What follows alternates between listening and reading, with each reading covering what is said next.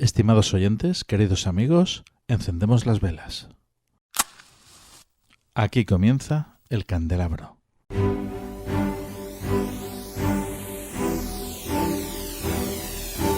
En la oscuridad de la noche, el candelabro nos ilumina y nos cubre de misterio.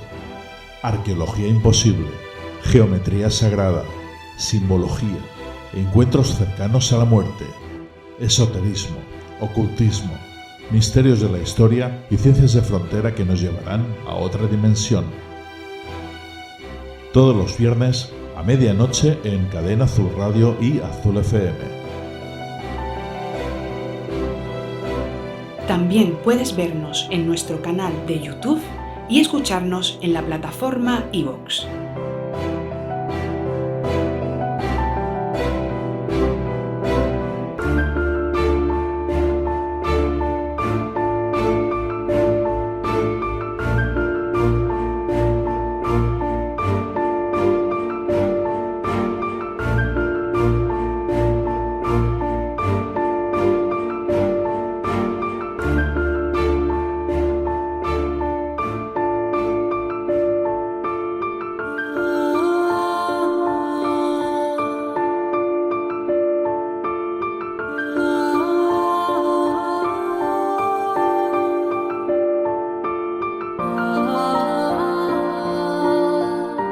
Estimados oyentes, queridos amigos, muy buenas noches. Operación Hagen es la historia no oficial del proyecto nuclear alemán de la misión en solitario de un piloto de la Luftwaffe que lanzó la primera bomba atómica en Siberia en el año 1945, en febrero. Es la historia de la avanzada tecnología nazi y de una verdad silenciada por los vencedores. Esta noche, en el candelabro, tendremos la oportunidad de conocer hasta qué punto la tecnología alemana llegó a estar cerca de construir y de lanzar la bomba atómica a Europa. Y bueno, para ello vamos a tener aquí en este programa a Felipe Botalla para que nos explique qué ocurrió exactamente con la Alemania nazi y la bomba atómica. Felipe Botalla es profesor, conferenciante, escritor e investigador apasionado de la Segunda Guerra Mundial. Además, también estará con nosotros parte del equipo del programa, José Sevilla y Juan G. Caparrós. Conduciendo el programa, un servidor, Fernando Mollor. Vamos ya mismo con el libro que todas las semanas estamos regalando por gentileza de Ediciones Matrioska. En esta ocasión se trata de un libro titulado El despertar del peregrino de Carlos J. Rascón. ¿Qué podemos hacer para que Matrioska me regale este fantástico libro? Es muy sencillo. Solo tienes que ser el primero en contestar, en escribirnos en un post que vamos a poner con la foto del libro que regalamos esta noche dentro de la comunidad fan del candelabro en iVoox. Para eso tienes que ser fan del candelabro en iVoox y por tanto hacerte miembro de la comunidad fan. ¿Y cómo se hace esto? Atentos. Hazte fan del candelabro en iVoox. Comienza con extras de nuestros programas, sorteo de libros y otros regalos. En iVoox verás una pestaña azul que pone apoyar y haciendo clic aquí podrás apoyar nuestra labor divulgativa con un coste mensual de 1,49 € al mes. Hazte fan del candelabro en iVoox ya mismo. ¿Ya te has hecho miembro de la comunidad fan del candelabro en iVoox? Ya sabes que al hacerte miembro de la comunidad fan del candelabro en iVoox, además de tener la posibilidad de llevarte todas las semanas un libro, nos ayudas a que podamos ser ínfimamente recompensados por la labor que todas las semanas estamos realizando para nuestros oyentes y espectadores. Vamos ya con la pregunta que tenéis que contestarnos dentro de la comunidad fan del candelabro en iVoox. ¿Quiénes participaron en el programa de esta pasada temporada titulado Oficios Ocultos y Mágicos? El primero que conteste se lleva el libro a casa. Vamos ya, amigos, con nuestras secciones. El nuevo espacio de Rubén Legidos, Cristianismo Oculto. A continuación, nuestro espacio de cine titulado Habitación 237 con nuestro querido compañero y crítico de cine, Antonio Rentero. Seguidamente, la tertulia que todos esperamos, Operación Hagen. Y por último, Lugares de Poder con Raúl Ferrero. Comenzamos.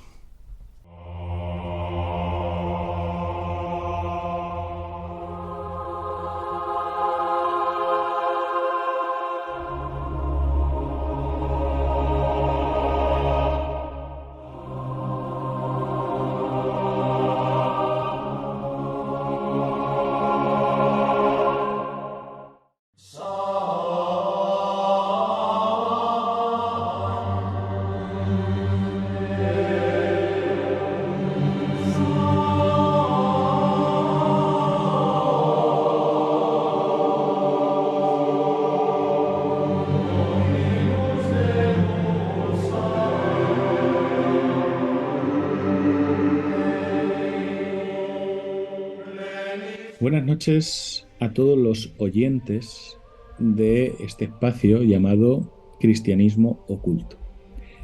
En el día de hoy vamos a empezar desarrollando la idea de ese cristianismo esotérico que solo estaba permitido a unos pocos y que solo unos pocos tenían verdadero conocimiento de él. Es interesante saber que las fuentes o las corrientes iniciáticas, las filosofías iniciáticas o los grupos iniciáticos de la antigüedad dividían los misterios que revelaban en dos grupos: los misterios mayores y los misterios menores. El cristianismo también tiene, digamos, misterios mayores y misterios menores. El misterio mayor es una gnosis última que da conocimiento y nos informa de todo. Es decir, nos da sentido y configura el total de la realidad. Es decir, sería una gnosis o una sofía absoluta. En cambio, los misterios menores nos revelan parte de misterios y nos hacen profundizar de manera profunda en determinadas áreas de la realidad. Entonces, ¿cuál es el misterio mayor y el misterio menor del cristianismo? El cristianismo, igual que esas filosofías iniciáticas, tiene ambos misterios, mayores y menores. De hecho, sobre el misterio mayor habla Pablo en una de sus cartas, hablando lo que en otro tiempo había estado oculto ha sido revelado a los hombres. Pero ya hablaremos más adelante del misterio mayor. Hoy vamos a hablar de uno de los misterios menores. Y para empezar a hablar de ese misterio, hablaremos de una de las frases de Jesús que dice: no echéis lo santo o no deis lo santo a los perros, ni echéis vuestras perlas a los puercos. Esta frase, que puede parecer literalmente una cosa sencilla de entender y que muchas veces seguramente lo hemos utilizado, ¿no? No echéis flores a los cerdos o no echéis lo santo a los perros.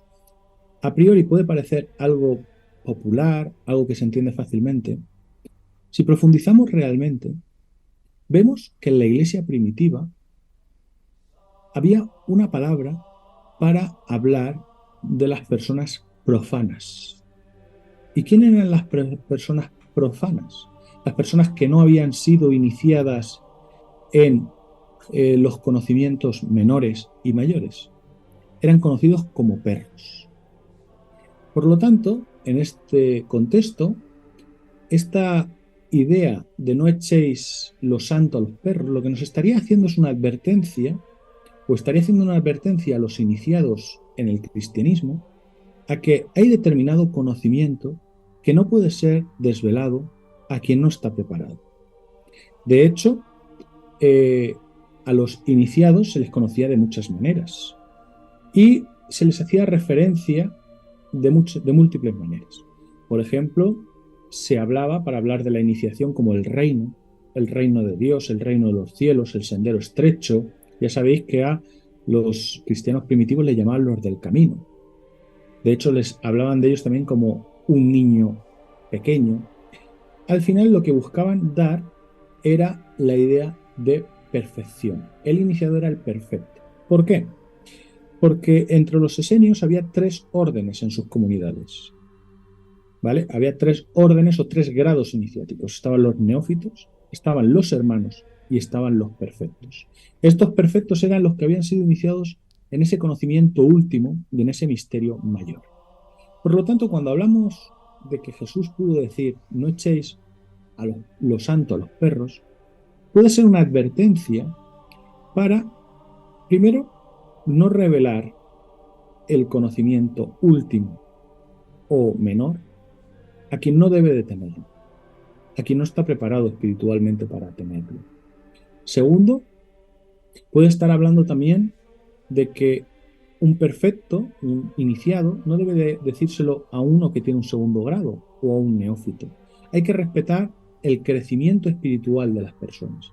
Hoy en día hay órdenes que tienen diferentes grados, pero esos grados son simbólicos. En este tiempo, la iniciación era una cosa seria y real. La iniciación era entrar al otro lado, al otro plano, y realmente era alcanzar esa piscis sophia o alcanzar esa gnosis última, que como los griegos primitivos decían, buscaban el arjé, el origen de todo. Y por lo tanto, cuando Jesús dice no echéis lo santo a los perros, lo que está diciendo es el que tiene el conocimiento no debe de mal usarlo y no debe revelarlo a quien no esté preparado. Ya sabéis la frase aquella del budismo que dice que cuando el alumno está preparado aparece el maestro. Pues aquellos que tienen el conocimiento, Jesús como maestro les advierte de que no pueden revelarlo anticipadamente. Y esto es un misterio menor. Forma parte de este proceso de adquisición, de este misterio último que da sentido a todo. Así que, con todos vosotros, una vez más, una semana más, Rubén Legidos, un abrazo a todos, gracias por seguirme y os invito a seguir escuchando El Candelabro, uno de los mejores programas que hay en radio sobre estas temáticas. Un abrazo muy fuerte. Estás escuchando El Candelabro.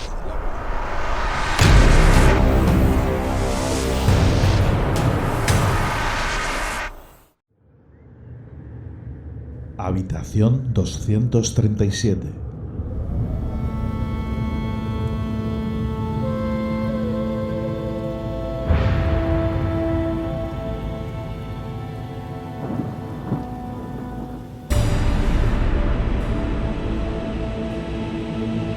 Saludos, Fernando, muy buenas noches y una vez más muchas gracias por esta invitación a que se abran las puertas de la habitación 237 aquí en El Candelabro. El tema de esta noche debo confesar que personalmente no me creo nada, pero me encanta todo esto que tiene que ver con lo que yo considero que son unas teorías conspiranoicas elaboradísimas y llenas de ficción, que yo creo que se alejan demasiado de lo que seguramente fue la realidad, pero eso no deja de entusiasmarme y sigo con atención todo lo que tiene que ver tanto con maquinarias e inventos muy avanzados de la tecnología nazi, que yo creo que exceden a lo que fueron capaces, y por supuesto todo lo que tiene que ver también con el esoterismo nazi y demás, que en muchas ocasiones también creo que hay más leyenda que realidad en lo que consiguieron. Pero bueno, esto es como decir que no me creo que no disfruto Indiana Jones porque no me creo que los nazis encontraran el Arca de la Alianza y que pudieran utilizarla como arma. Vamos a seguir pasándonoslo bien. En esta ocasión, dentro del cine, con películas que tampoco te creas que hay muchas, en las que esos inventos, esa tecnología avanzada de los nazis puede haber ocasionado, por lo menos en la ficción, o podría haber ocasionado en la ficción, que el resultado final de la Segunda Guerra Mundial hubiera sido muy distinto del que conocemos. Voy a dejar a un lado, porque seguro que en algún momento hablaréis sobre esas cuestiones, una película más reciente en la que tiene que ver con los experimentos con soldados que regresan de la muerte. Ni la voy a mencionar, pero sí que me voy a ir a lo más lejos posible. Me voy a ir a la Luna y nos vamos a ir como espectadores a la Luna con los nazis.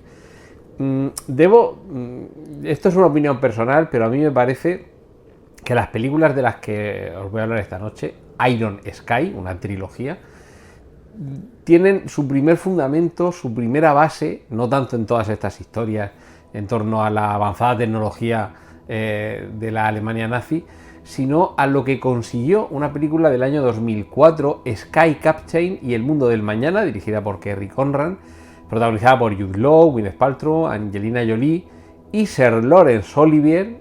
Y por si no habéis visto la película, dejo ahí que aparece Sir Laurence Olivier. Y es una película que se beneficiaba de los efectos digitales. Han pasado prácticamente 20 años, han avanzado mucho más desde entonces, pero ya en aquel momento estaban muy avanzados. Veníamos de Parque Jurásico, veníamos de la trilogía de las precuelas de la Guerra de las Galaxias, y ya parecía no solo posible, sino incluso no demasiado caro poder rodar una película con apenas unos actores, todo escenarios con croma, esas paredes verdes o azules sobre las que se graban los actores y luego se superpone la imagen generada por ordenador. Y esto es lo que hicieron con esta película, en la que había un retrofuturismo que yo creo que es donde está el germen para esta trilogía Iron Sky. La debemos, es una trilogía finlandesa dirigida por Timo Vuorensola, que por cierto estuvo no hace demasiado aquí en Murcia, en el Festival Sombra de cine fantástico europeo. Y en estas tres películas de los años 2012, 2019 y 2022 se nos va evolucionando la historia que para el arranque de la primera nos parecía muy demencial. Y es que a finales de la Segunda Guerra Mundial, esta es la premisa de Iron Sky, literalmente cielo de hierro, a finales de la Segunda Guerra Mundial, como digo, un grupo muy avanzado de científicos nazis, de la Alemania nazi, había logrado llevar una misión tripulada y con abundante aparataje científico y de tecnología a la Luna. Y en la Luna se habían quedado establecidos, se habían desarrollado sin que desde aquí, desde la Tierra, se supiera.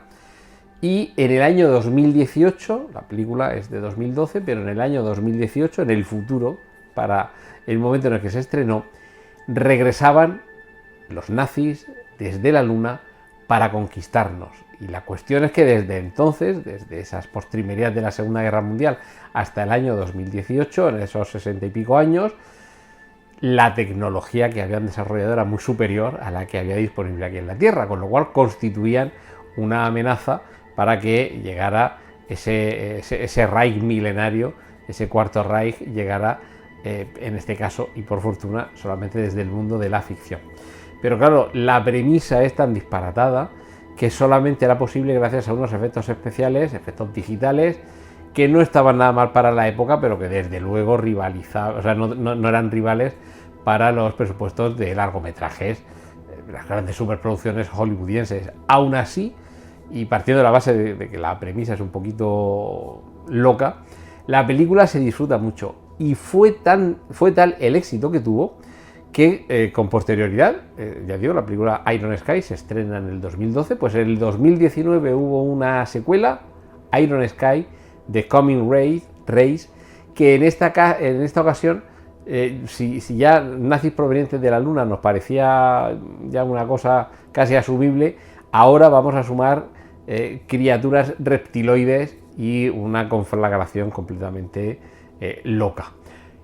Y todavía hay más, porque hay una tercera parte, Iron Sky, The Ark, el arca, en la que se descubrirá cuál es el secreto que hay en la Luna y que ni siquiera los nazis con esos 60 o 70 años que habían pasado en la Luna habían descubierto cuál era el gran secreto que ocultaba nuestro satélite. Como ves, Fernando, unas premisas, la verdad es que bastante disparatadas, pero que dan lugar a unas películas divertidas, que desde luego es para ver de una forma muy desenfadada y muy alejado a lo mejor de todo ese conglomerado de tecnología y esoterismo que en muchas ocasiones se circunscribe a la Alemania nazi y que por fortuna en el mundo real ni ha habido nazis en la Luna, ni ha habido nazis que se hayan podido hacer con el poder del arca de la alianza para utilizarla como una herramienta de poder. Pero, Fernando, nos queda el cine para por lo menos refugiarnos en estas ficciones y, como digo, en algunas otras que me dejo en el tintero, porque seguro que habrá una próxima entrega en la que se aborde todo lo que tiene que ver con la ciencia de frontera en la Alemania nazi me he reservado ahí un par de sorpresas para ese momento, si es que se da ese programa, que yo dejo ahí la idea.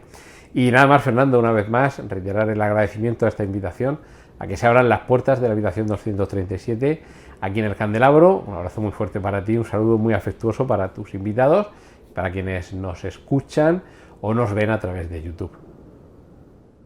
Estás escuchando El Candelabro.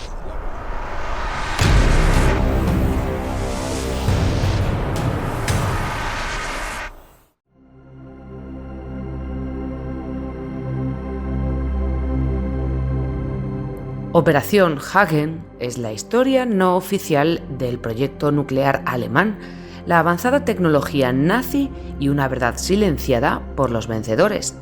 Esta noche en el Candelabro tendremos la oportunidad de conocer hasta qué punto la tecnología alemana llegó a amenazar la paz mundial, y lo haremos de la mano de Felipe Botalla, profesor, conferenciante, escritor e investigador apasionado de la Segunda Guerra Mundial. Encendemos las velas.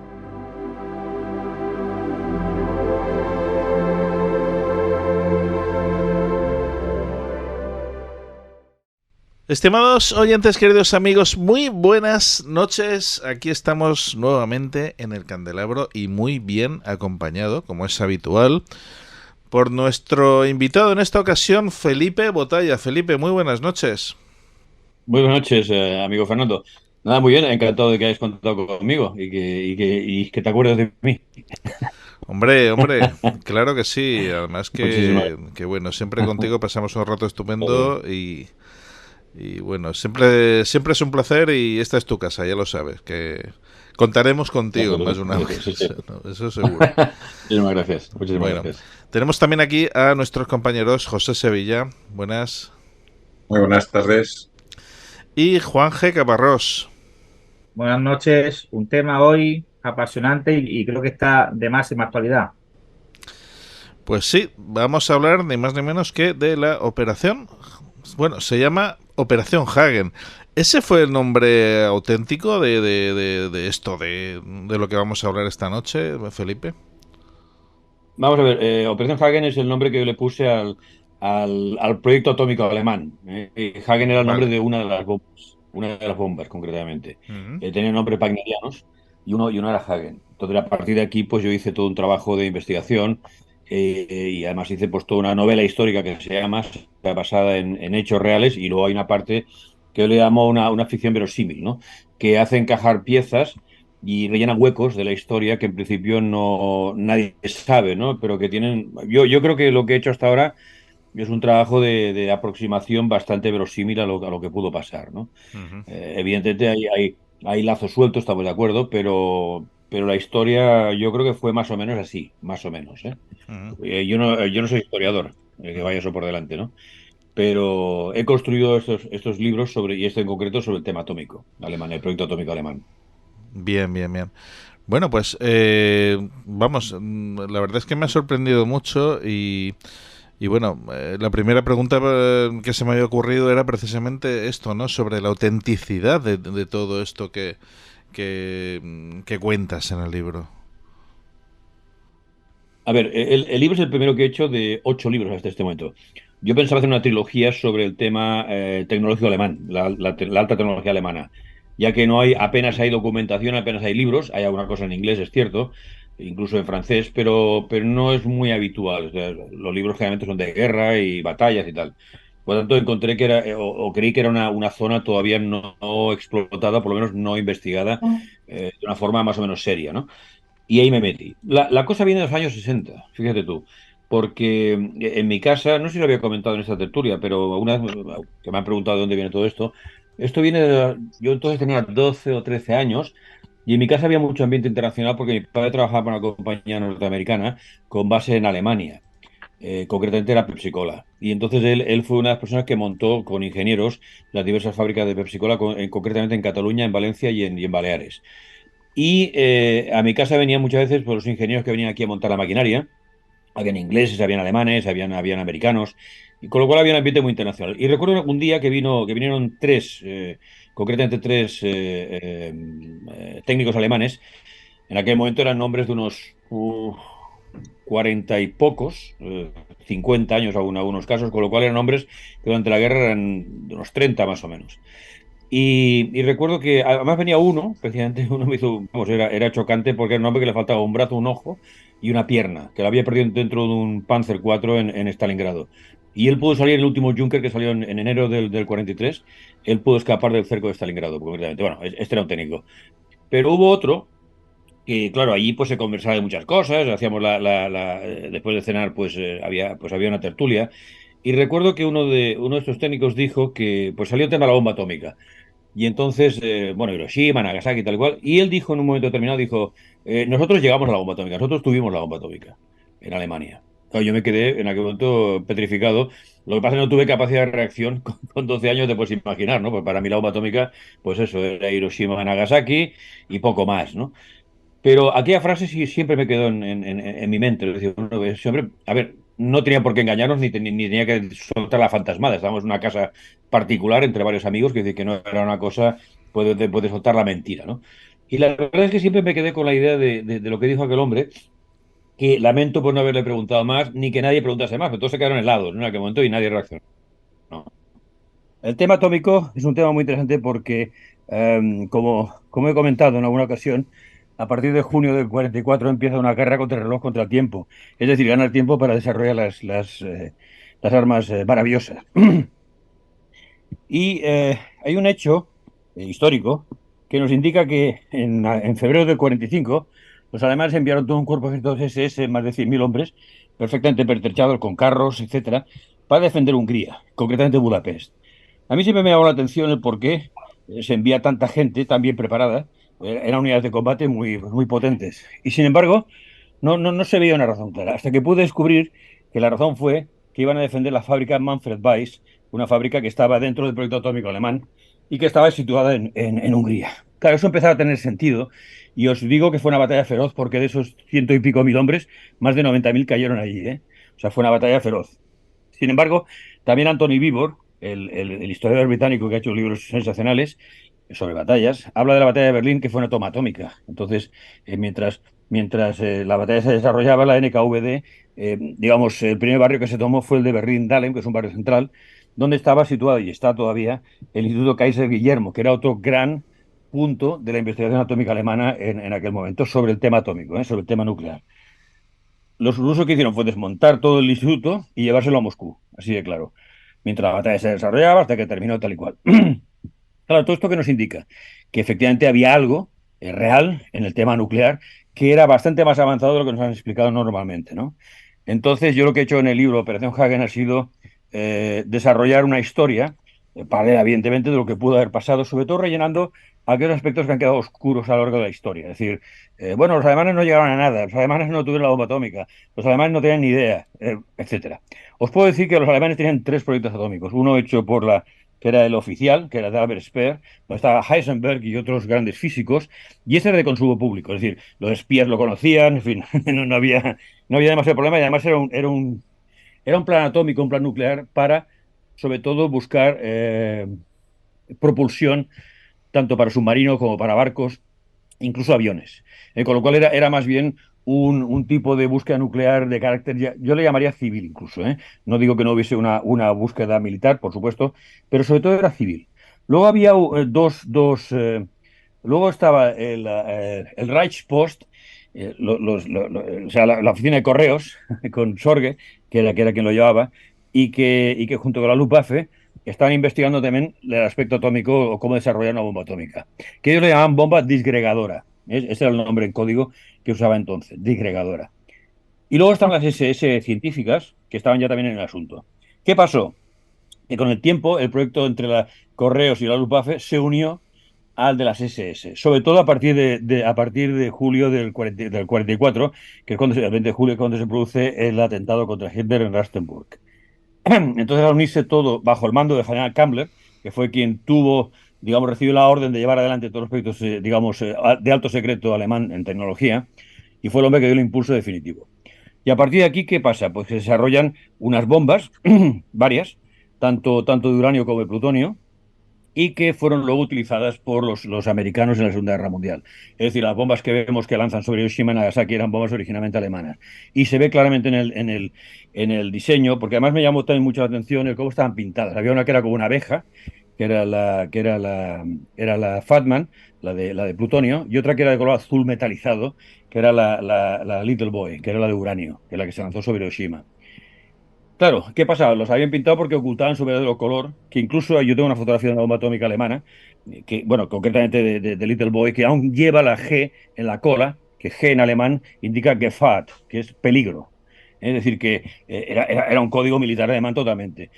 Y los americanos lo que hicieron fue apropiarse de estas bombas, que fue, algunos dicen que un truque del general Kammler, etcétera, para utilizarlas en Japón. Claro, hay un detalle además muy importante, es el caso de Oppenheimer, que sabéis que hay una película ahora que está muy en boga y yo quiero verla mañana concretamente, ya me fijaré en algunos detalles. Pero Oppenheimer, Robert Oppenheimer fue un tío que fue el máximo responsable del proyecto Manhattan. Este hombre, en el 47, le hicieron una entrevista y en aquella época la censura no era muy alta, había todavía aquel júbilo de la victoria. Y se podían decir cosas que luego ya no se podían decir. Y un periodista le preguntó, señor Oppenheimer, ¿cómo es posible que ustedes no probasen la primera bomba atómica? Porque es verdad, no hicieron ninguna prueba de la Little Boy, nunca, o sea, la de uranio. Claro, un proyecto como ese, científico avanzado, tú no puedes coger una bomba y lanzarla sobre un país y ya explotará. Porque si no explota, ¿qué sucede? Que se la queda el enemigo. Así de sencillo. Claro. Y el tío contestó, no, es que no hacía falta, ya la habían probado los alemanes. Bueno, digo, esto lo dijo Oppenheimer, ¿eh? Esto solamente en la película no sale, pero esto lo dijo Oppenheimer, lo puedo garantizar. Y no solo esto, sino que además también, si retrocedo en el tiempo y me voy, por ejemplo, a la toma de Sebastopol en el 42, entre el gran bombardeo de artillería que se hizo, hubo un gran problema y era poder perforar los búnkers rusos, el Stalin, Lenin, habían varios nombres de estos búnkeres que estaban a 30 metros de profundidad, con unos cañones de artillería naval brutales. Y los alemanes, ¿qué hicieron? Utilizaron bombas sucias, una mezcla de radiactivo con convencional, que efectivamente perforó el terreno y destruyó los búnkers. No solo esto, sino que los servidores de esos búnkers, los rusos que allí murieron, salían calcinados como en Hiroshima, por ejemplo. Están totalmente calcinados. Luego, en la batalla de Kursk, os voy poniendo un poco de antecedentes y luego entramos en más detalles. En la batalla de Kursk también un avión de la Luftwaffe lanzó una bomba sucia, o llamaríamos sucia, sobre el regimiento 19 de tanques ruso que desapareció de la faz de la Tierra. Y finalmente, y con el testimonio de Luigi Romersa, se hizo el 12 de octubre del 44 una prueba nuclear en la isla de Rügen, en el norte de Alemania, en el Mar del Norte, que además no solo dejó sin teléfono todo el norte de Alemania, sino que los sismógrafos en Suecia captaron la explosión, ¿no? Y ahí estuvo Luigi Romersa, que era un periodista militar, que fue enviado por el Duce para ver cómo estaba el tema alemán, si seguían con ellos o no, en fin, era un momento complicado. Y él fue testigo de esa bomba, En fin, pongo antecedentes y la situación es esta, ¿no? Entonces yo defiendo en el libro que los alemanes llegaron a la bomba atómica. Sí, de hecho, de los principales proyectos de la Luftwaffe en los últimos tiempos era conocido como el America Bomber. Sí, claro. Porque la aviación alemana no tenía bombarderos estratégicos, sino que fue un error de ellos desde el principio, de centrarse en la aviación táctica. Estuvieron desarrollando distintos tipos de bombarderos con la idea de lanzar un proyectil de 1 tonelada sobre Nueva York. Sí. Lo que pasa es que jamás llegaron a conseguir ese desarrollo y los últimos intentos que hubo, que fue uno de los Heinkel, que llevaba 4 motores que iban 2 a 2 en tándem, aquello era un desastre porque se incendiaba. De hecho, lo llamaban, ¿cómo era? El ataúd el mechero con alas o alguna cosa de esas, o el incinerador con alas, una cosa así por los incendios que tenía. Era una cosa curiosísima. Pero el proyecto America Bomber es una auténtica realidad.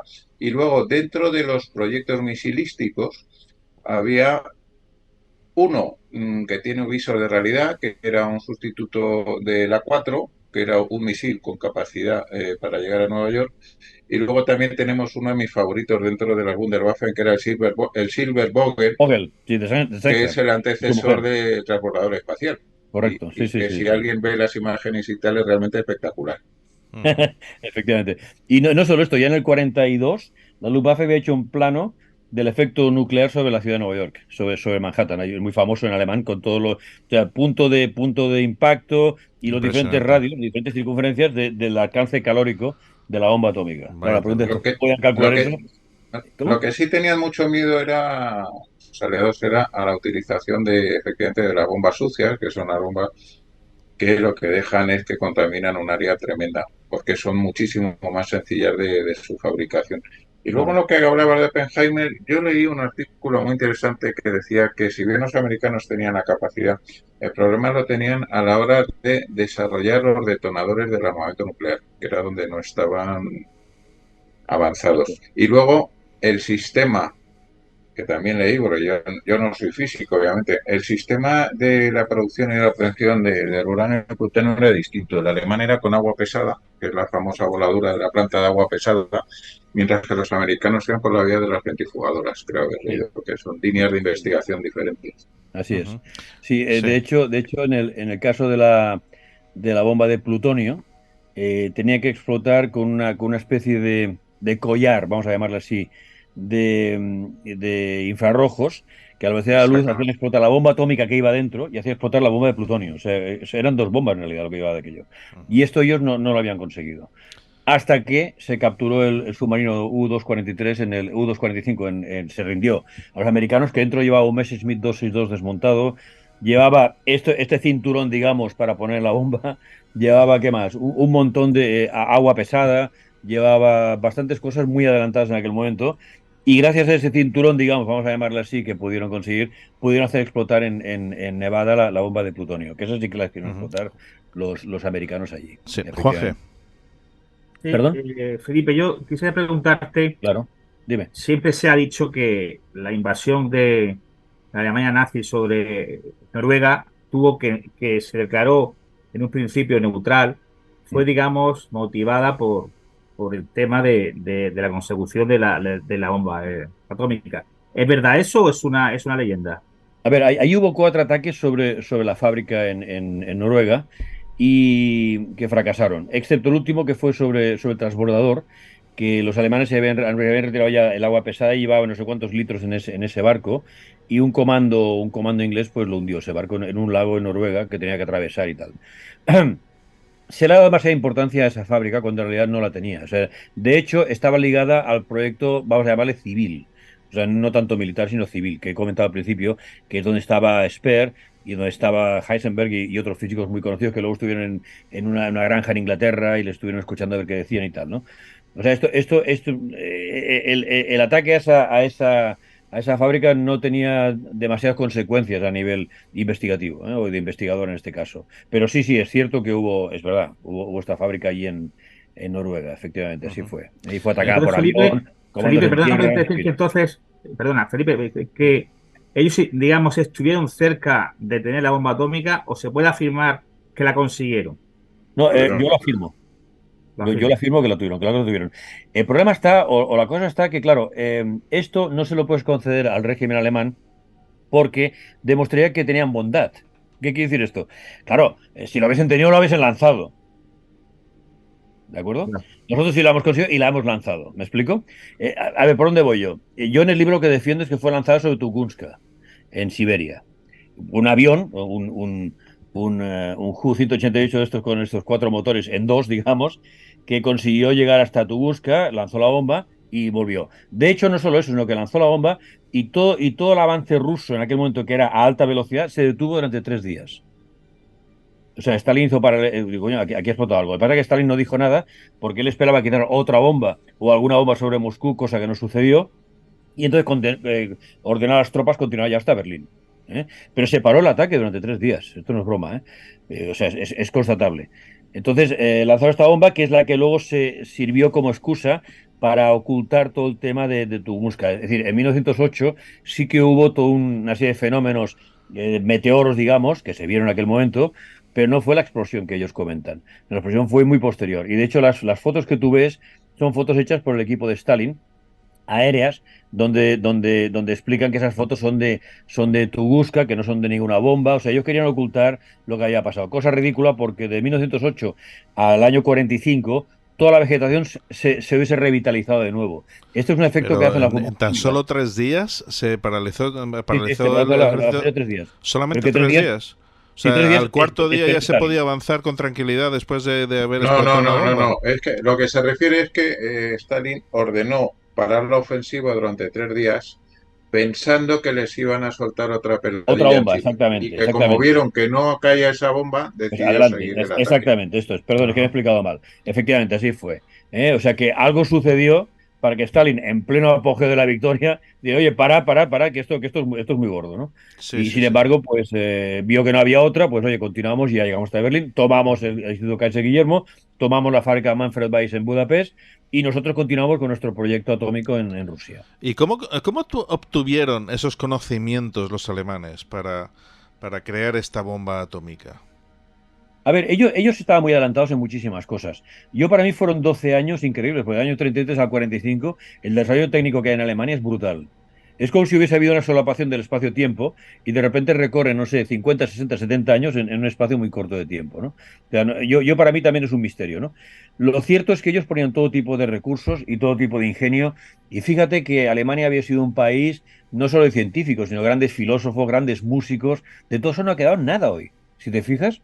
¿Qué aporta Alemania desde entonces? Nada. O sea, todo eso quedó borrado. Toda esa capacidad creativa que tenía el pueblo alemán en aquel momento quedó borrado. No solo en la época de Hitler, sino incluso mucho antes, ¿no? O sea, hablamos desde 1900 prácticamente.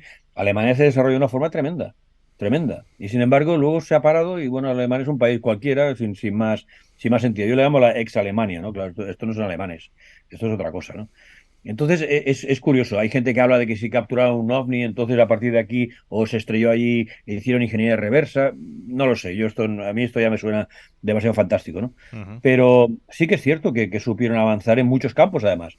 Piensa que no solamente en el campo militar, en el campo de la medicina, en muchísimas cosas avanzaron. Llegaron a hacer sangre sintética, imagínate tú, para los soldados. O sea que todo esto... Sí, bueno, se dice que después de la guerra los científicos alemanes continuaron su labor en Estados Unidos, en Rusia, ¿no?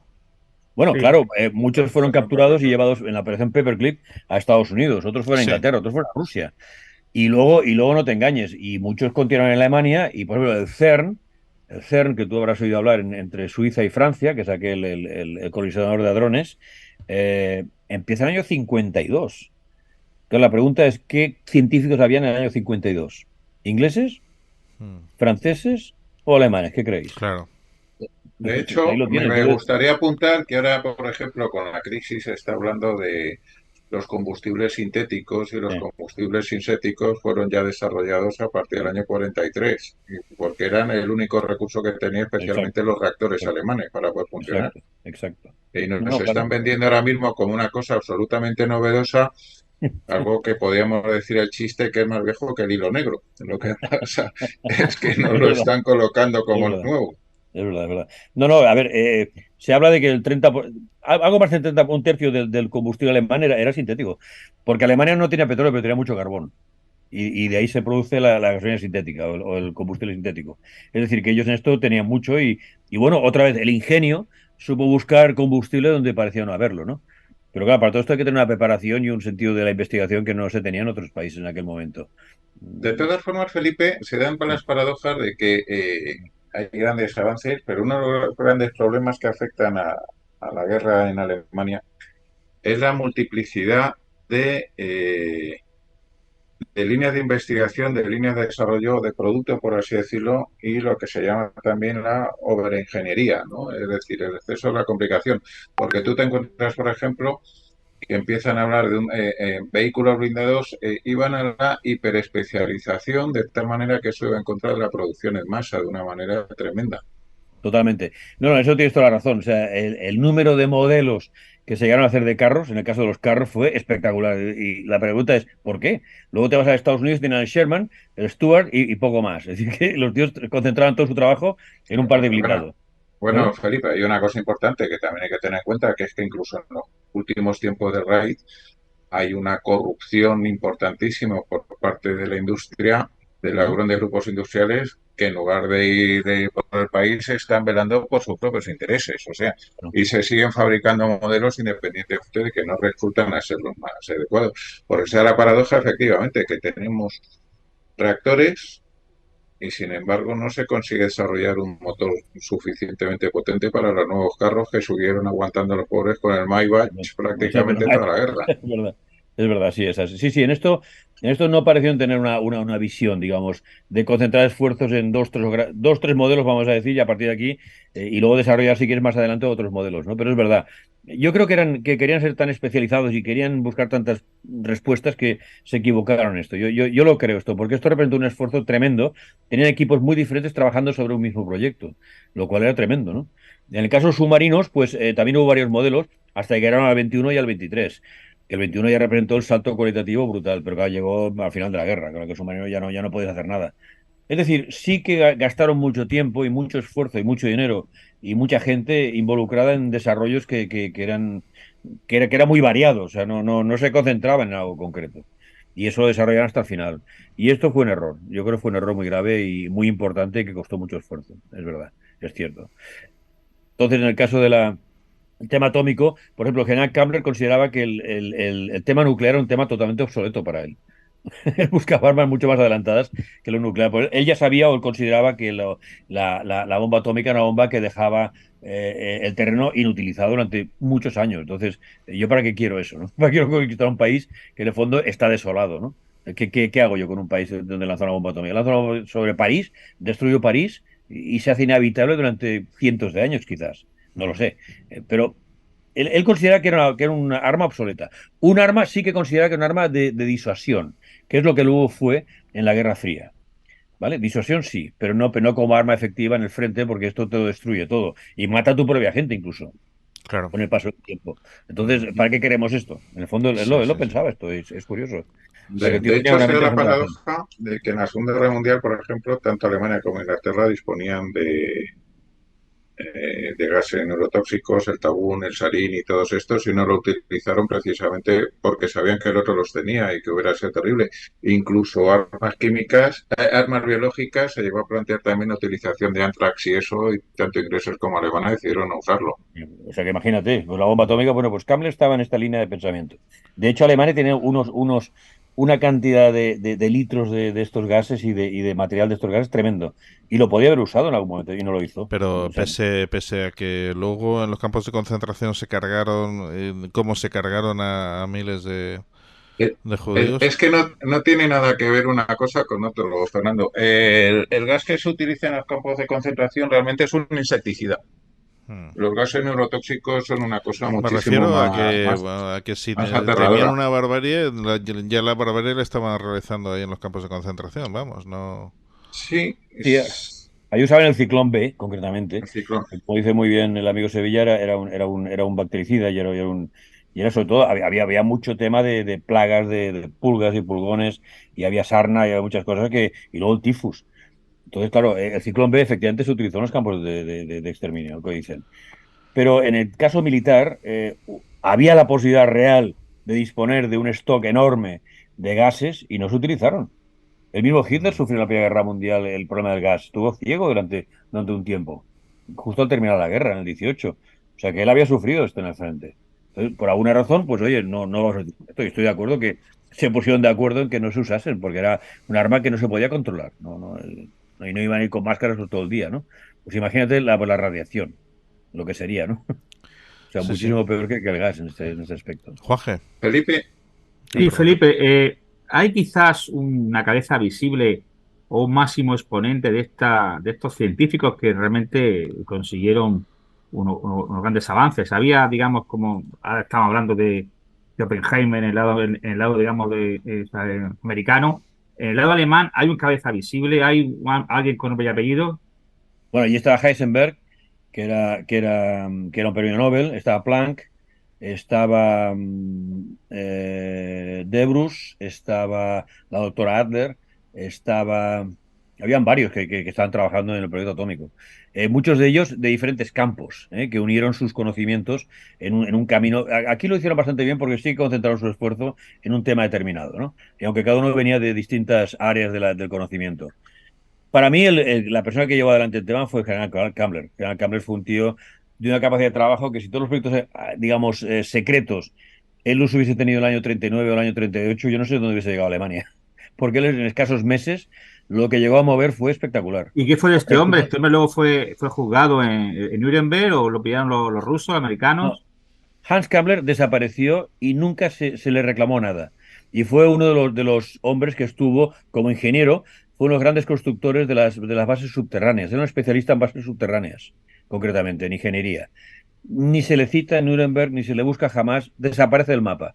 Unos dicen que si se suicidó, otros que lo mataron, otros que lo cogieron prisionero y otros que escapó. Mi versión dice, porque además tengo fotos de él mayor, tengo unas fotos únicas de él con su mujer ya, de un hombre de 80 años. Y, o sea, que él continuaba vivo. Y él, mi versión es, que lo pongo en el libro El vuelo del águila, él continuó viviendo en Checoslovaquia, él habla checo, y con sus hijas, y con sus hijos, vaya, y estaba allí en Checoslovaquia, y murió ahí, y sé dónde está enterrado además. O sea que fue un hombre que desapareció, nadie le buscó, y fue el tercer hombre del Reich, ¿eh? O sea, él departía con Hitler directamente, no con Himmler, con Hitler, ¿eh? O sea que estaba altísimo el tío, ¿eh? No, y sin embargo, nadie le ha buscado a Hans Kammler, curiosamente. O sea, para que veas hasta dónde llega la cosa, ¿no? ¿Cómo los aliados se hicieron con la bomba atómica alemana?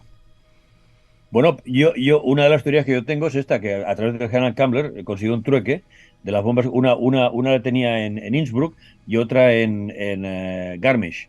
Y esta las cambió. Una era de uranio y otra era de plutonio. Y las cambió por su libertad, vamos a llamarle, o porque la dejasen en paz. Hizo un trueque, ni más ni menos. Que para mí es lo más exacto. Conociendo al personaje como creo conocerle, lo veo lo más verosímil, ¿eh? No tengo. Lo que sí que sé es que vivió porque tengo fotos de él mayor. O sea que él salió del paso seguro. Eso seguro. O sea que llegó a anciano. La verdad es que me ha sorprendido mucho, ¿no? Esto que has dicho al principio de que las bombas atómicas realmente eran las alemanas, no eran. Sí. No, es que el proyecto Manhattan no llegó a la bomba atómica. O sea, estuvo cerca, estamos de acuerdo, pero no llegó en tiempo, seguro.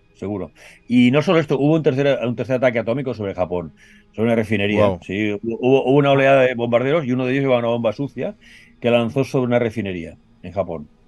Que esto es menos conocido también en el mes de agosto, pero fue el último ataque ya, después de Nagasaki. Y el bombardeo sobre Hiroshima y Nagasaki, ambas ciudades, ¿qué tenían en particular? O sea, ¿sabéis lo que tenían? Sí. Una alta población cristiana. Sí, esa es una de las peculiaridades que tiene el tema. Sí, esto es muy curioso, ¿eh? Y esto nos lleva a muchos otros temas de la guerra donde entran factores extraños, vamos a decir, ¿no? Vaya. Pero Hiroshima y Nagasaki no eran ciudades, digamos, interesantes, vamos a decir así. No eran, digamos, objetivos militares prioritarios, ¿no? No, en sí mismo no lo eran. Y sin embargo fueron bombardeadas, ¿no? Sí, para avisar a los rusos que tenemos la bomba atómica, bla, bla, bla. Pero al final dicen, pero si aquí vivía la gran mayoría de cristianos de Japón. De hecho, hay un libro precioso del padre Arrupe, que fue jesuita, claro. la bomba atómica, él tenía un hospital de campaña en Hiroshima y fue el primero en auxiliar a la gente que venía. Claro, que él decía que veía unas quemaduras como nunca le había visto. Claro, él veía venir gente que se quedaba hecha cenizas en el momento y venían ardiendo, ¿no? Y claro, eso digo que era eso que he dicho del tema cristiano, es muy curioso, ¿eh? No, es que de hecho el padre Rupe estaba en Hiroshima cuando cayó la bomba. Sí. Y sobrevivió. Sobrevivió. El general de los jesuitas, el padre Rupe, sí. El tío sobrevivió a la bomba atómica, ¿eh? No es ninguna broma. Entonces, ¿qué hacía en Hiroshima el padre Rupe, el general de los jesuitas? Y además, el mismo día montó, digamos, un hospital. Claro, y él veía todo lo que venía, claro, cuando él decía que él vio, digamos, al diablo, al demonio, porque él veía cosas que nadie había visto hasta entonces, ¿no? Por supuesto. De hecho, hay una imagen de una virgen que está medio fundida, que da miedo y todo, que estaba en Nagasaki, esa virgen, y que la guardan pues tal como quedó, por ejemplo. Entonces, claro, son hechos muy curiosos, ¿no? Que cristianos, ¿por qué lanzas esta bomba sobre esa ciudad? Después la lanzas sobre Tokio, que hubiese parecido lo más razonable, ahí matas al emperador y acaba la historia. No, vas a dos ciudades como si lanzas un bombardeo en Valladolid y en Ciudad Real, por ejemplo. En Cáceres, Ciudad Real. Vale, de acuerdo. Pero no tiene sentido militar, ¿me explico? Es decir, no es un objetivo militar en sí mismo, no lo era. José. Por cierto, que un hecho bastante ignorado es que España estuvo a punto de declararle la guerra a Japón. Sí, eso la eso no gente... eso es cierto. estuvo Sí, cerca, eso sí, es cierto, es cierto. porque cuando se está produciendo unos combates en Manila, las tropas japonesas cometen una matanza entre españoles que se encontraban en la embajada y matan Muchos cerca de religiosos un también. centenar de españoles. Claro. Y el régimen del general Franco llega a sopesar declararle la guerra a Japón y a ofrecer a los americanos el equivalente a una división azul para combatir contra los japoneses. Lo que pasa es que aquello queda absolutamente nada a la idea, Sí, pero hubiera no sé. sido una tremenda paradoja haber estado combatiendo a los japoneses y a su vez combatiendo a los rusos, ¿no? Lo cual, por otro lado, resulta divertido, entre comillas, porque los tebeos que algunos llegamos a disfrutar de hazañas bélicas, Sí, siempre qué nos bueno. encontrábamos alemanes contra rusos y americanos contra japoneses. Era un poco la historia, ¿no? Bueno, que sí, se sí. veían en estos tebeos. Los rusos lucharon contra los japoneses en Manchuria, claro que sí, sí, sí, ya lo creo. Y ahí terminó Japón ya prácticamente, ¿no? Es verdad. Es decir, que en la guerra hay cosas muy curiosas, ¿no? Yo, por ejemplo, comentaba que ahora estoy, bueno, en octubre se edita un libro, editorial EAS, sobre Montecassino, que hemos escrito con un compañero, con Tristán Castel de Pinós, y es un libro sobre Montecassino, pero no trata de la batalla. Trata sobre por qué Montecassino. Sí, sí, es un tema, Felipe, explícalo, porque es un tema que creo que tiene su Pinós porqué. es además un personaje que merece la pena que se le escuche Sí, con atención. yo, por ejemplo, bueno, Montecassino fue la primera abadía benedictina, la fundó San Benito de Nursia, está enterrado allí, en el 500 y pico, en el 550 o 560. Ahí está enterrado él y su hermana escolástica. Claro, Montecassino. Si tú miras la batalla, yo he leído varios libros y hay libros muy buenos sobre la batalla de Montecassino en términos de números, divisiones, tal. Claro, ¿y por qué atacas Montecassino? Yo he estado 2 veces en Montecassino. No, Y no cuando tiene estás en el pueblo sentido de... ninguno. ¿Perdón? No tiene sentido. Lo podían haber No, rodeado no, perfectamente. claro, tú estás en el pueblo de Casino y ves Montecassino y la montaña de 800 metros pelada hasta arriba, y, pero esto es una locura. Cuando puedes rodear la ciudad y te vas hacia Roma, rodeas la montaña, perdón, y vas hacia Roma. O sea, ¿por qué te enfrentas a los paracaidistas, que al final eran pocos en el fondo, ¿no? Pues van y los ingleses se emperraron en ello. El general Juin, un general francés de las tropas coloniales, dijo, oye, pero ¿qué estamos haciendo? Atacando Montecassino. Bueno, murió más de 4.000 mulas, ¿eh? Que se dice pronto. Claro, porque para subir allí, ¿cómo subías el armamento? Eran con mulas, que eran tropas argelinas. Eran Y tropas argelinas que polacos. subían, ¿verdad? Que hubo una escabechina terrible. Una MG-42 de arriba, fíjate tú, pues los tenías a huevo, ¿no? Y entonces, claro, en nuestro libro se llama Montecassino Ritual de Sangre. Y esto es importante tenerlo en cuenta. Pensad una cosa, que San Benito de Nursia es el patrón de Europa. No solo eso, es el patrón de los exorcistas, porque él hizo una cruz que aún se utiliza en exorcismos actualmente. Con lo cual era un personaje muy importante. Y de hecho Europa empieza en Montecassino. Tú vas a todas las abadías benedictinas como la de Montserrat en Suecia o te vas a Alemania, son todas iguales. O sea, tú estás en Europa. Es un tema de simbolismo, ¿no? Había que destruirlo aquello. ¿Y por qué puso allí San Benito eso? Cuando hay en el Valle del Liri hay varias montañas. ¿Y por qué se pone en Montecassino? Porque allí había un templo pagano a Zeus y a Apolo. ¿Vale? Con lo cual es lo que hace con la abadía es tapar aquello para lo que hay debajo no salga, que es la maldad, que es lo que logran los aliados con el bombardeo. No había ninguna necesidad de bombardear Montecassino. Las tropas alemanas tenían órdenes claras de estar a 300 metros más abajo de la abadía. O sea, no podían entrar en la abadía, excepto sin armas y para oficios religiosos. O sea, está prohibido para cualquier soldado alemán entrar en la abadía. Esto, claro, nosotros no se lo creen, por supuesto. Ha sido el bombardeo más feroz sobre un solo edificio de la historia. Y no solo esto, sino que además atacaron a un país neutral que es el Vaticano, pero el propietario de aquello es el Vaticano en el fondo. Con lo cual encima se lo pasaron por el forro. ¿Y sabéis cuál era el número del Pathfinder, del avión que abría el paso al escuadrón? 666, por ejemplo. Menos, ni una broma. Esto es verdad, ¿eh? Los americanos tenían una división que eran los Red Devils, que eran los Diablos Rojos, y los alemanes eran Grunenteufel, que eran los Diablos Verdes, paracaidistas, la primera división de paracaidismo, de paracaidistas. Entonces, es una batalla que no tiene nada que ver con lo que nos parece. No. Murieron 53.000 aliados, ¿eh? Madre mía. Y 22.000 alemanes. ¿Para qué? Bueno, estuvieron 5 meses parados allí, 5 meses, ¿eh? Nos hemos Es que en la desviado. Segunda Guerra Mundial hay un montón de actuaciones que solo tienen sentido desde el punto de vista absolutamente simbólico, ¿no? Y satánico, claro, ejemplo, esto es satánico. como es, por ejemplo, cuando se mandan a las tropas de montaña alemanas a coronar el Cáucaso, cuando ya están retiradas en prácticamente todos los frentes, y dice, no, ¿y a qué mandas aquí a estos tíos a ponerla en el monte más alto del Cáucaso, en el Elbrus, la bandera? O sea, cosas que no tienen ningún tipo de sentido. O si nos vamos a hablar de Bebelburg y un montón de cosas que solamente desde el punto de vista esotérico pueden tener algún tipo de significación. Es que es para iniciados. Nos hemos desviado un poquitín del tema de atómico. Sí, ya. Es verdad. Pero bueno, Juanje tenía una pregunta. Sí, claro. Ahora que estaba con el ojo quitado. Tengo a mí una cosa que me fascina, Felipe, es el tema de el espionaje y contraespionaje que tenían los aliados y los alemanes en este tema atómico, ¿no? Realmente porque ellos querían saber hasta dónde habían llegado los otros, ¿no? Correcto. ¿Qué nos puede ser sobre este tema? ¿Nos puedes informar o hay alguna historia? Por supuesto, no, es lo que te he dicho antes. O sea, había un proyecto alemán que era de dominio público, que es el que los espías, digamos, podían obtener información, que era ese proyecto de Speer con Heisenberg y otros. Ese sí, ese era el acceso y sabían que estaban trabajando, pero era un proyecto más bien civil, si tú quieres, ¿no? Pero claro, los aliados no se fiaban. El verdadero proyecto atómico empezó con Kammler cuando hizo su Kammler-Stab, y donde él puso ya el disparadero, el crear una bomba atómica con lo que habían desarrollado desde el Luftministerium hasta Correos, el Reichspost. Ahí empieza la bomba atómica propiamente dicha, ¿eh? Ahí empieza. Entonces, si hablamos de espías, te diré que el mejor equipo de espías fue el ruso, de largo, ¿eh? De largo. O sea, ellos estuvieron metidos en el cuartel general alemán, supieron todo sobre Kursk, sabían todo lo que iba a pasar, lo sabían todo perfectamente. Incluso antes que muchos generales alemanes.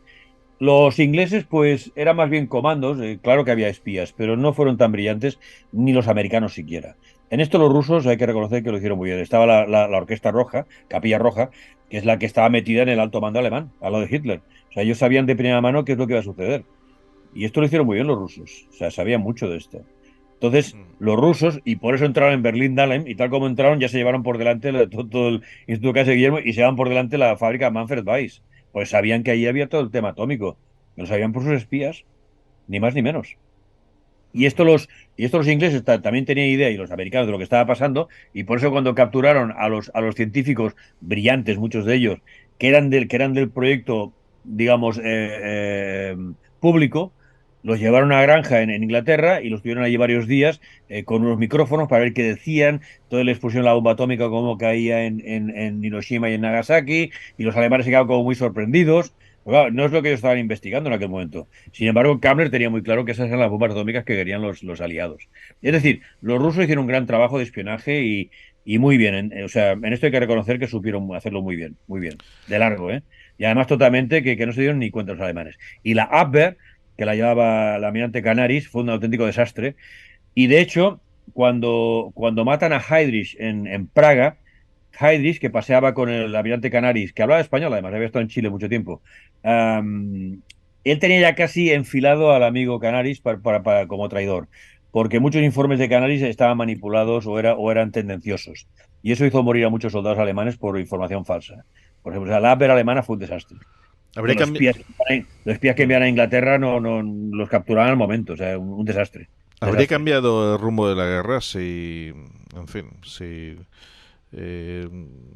los alemanes hubieran continuado con la bomba atómica? Yo más que ganar la guerra, creo que se hubiese parado la guerra. Y hubiese habido una cierta negociación. Eso sí que lo puedo creer. Ganar la guerra, a ver, es que partamos de la base que los alemanes no querían una guerra mundial. Esto que querían conquistar el mundo es un absurdo. Os recuerdo una cosa que hemos comentado con nadie, es que el ejército alemán, bueno, la mitad tiraba a caballo. ¿Cómo quiere ganar el mundo?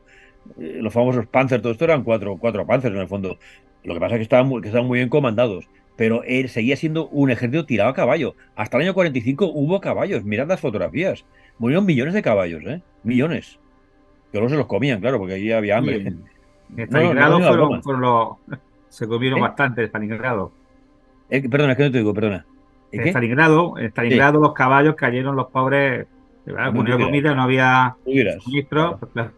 Tú dirás, claro, y en Leningrado. Pero fíjate que era un ejército tirado a caballo, no era un ejército pensado para conquistar el mundo, porque era una idea absurda. Tú coges el mapa y ya ves que no puedes conquistar el mundo desde Alemania, es imposible. Digo, otra cosa es que su idea política o sus principios pudiesen ser exportados a otros sitios, esto es posible. Pero militarmente, tomar el mundo es un absurdo. Es un absurdo. La idea del espacio vital es la ampliación hacia los territorios del este exclusivamente. Hacia Ucrania, concretamente. Prácticamente sería la conquista de Ucrania y luego llegar hacia la zona del Cáucaso.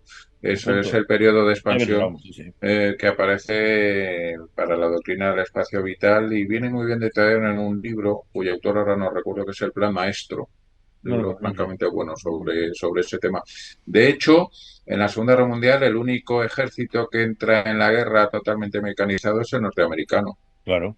Son los únicos que entran, Totalmente. porque ni alemanes ni rusos, etcétera. Dentro de, como bien dice Felipe, tenemos la idea, magnificada también por la propaganda aliada y por la propia propaganda alemana, de la invencibilidad de las tropas panzer alemanas. Y realmente cuando, por ejemplo, invaden Francia, los carros franceses son superiores a los alemanes. Lo que pasa es que la doctrina táctica alemana es muy superior a la francesa. Y se dan paradojas, por ejemplo, de que cuando se invade la Unión Soviética y se descubren los nuevos carros soviéticos, los alemanes no tienen nada, hasta tal punto que tienen que coger carros franceses y rearmarlos para convertirlos en cazacarros y mandar al frente ruso prácticamente cualquier cosa con orugas que pudiera moverse. Totalmente. Es decir, la propaganda es distinta. No, ahí tienes tú un ejemplo del mal trabajo de los servicios secretos alemanes con respecto a Rusia. De lo que estaba preparando en Rusia y lo que tenía Rusia. O sea, no tenían ni la más remota idea. De hecho, pensaban que eran unas 160 divisiones y había más de 350. O sea, entraron en un país que ellos no conocían realmente. Hay un libro magnífico que se llama El rompehielos, que lo ha hecho un autor ruso. De Víctor Suvorov.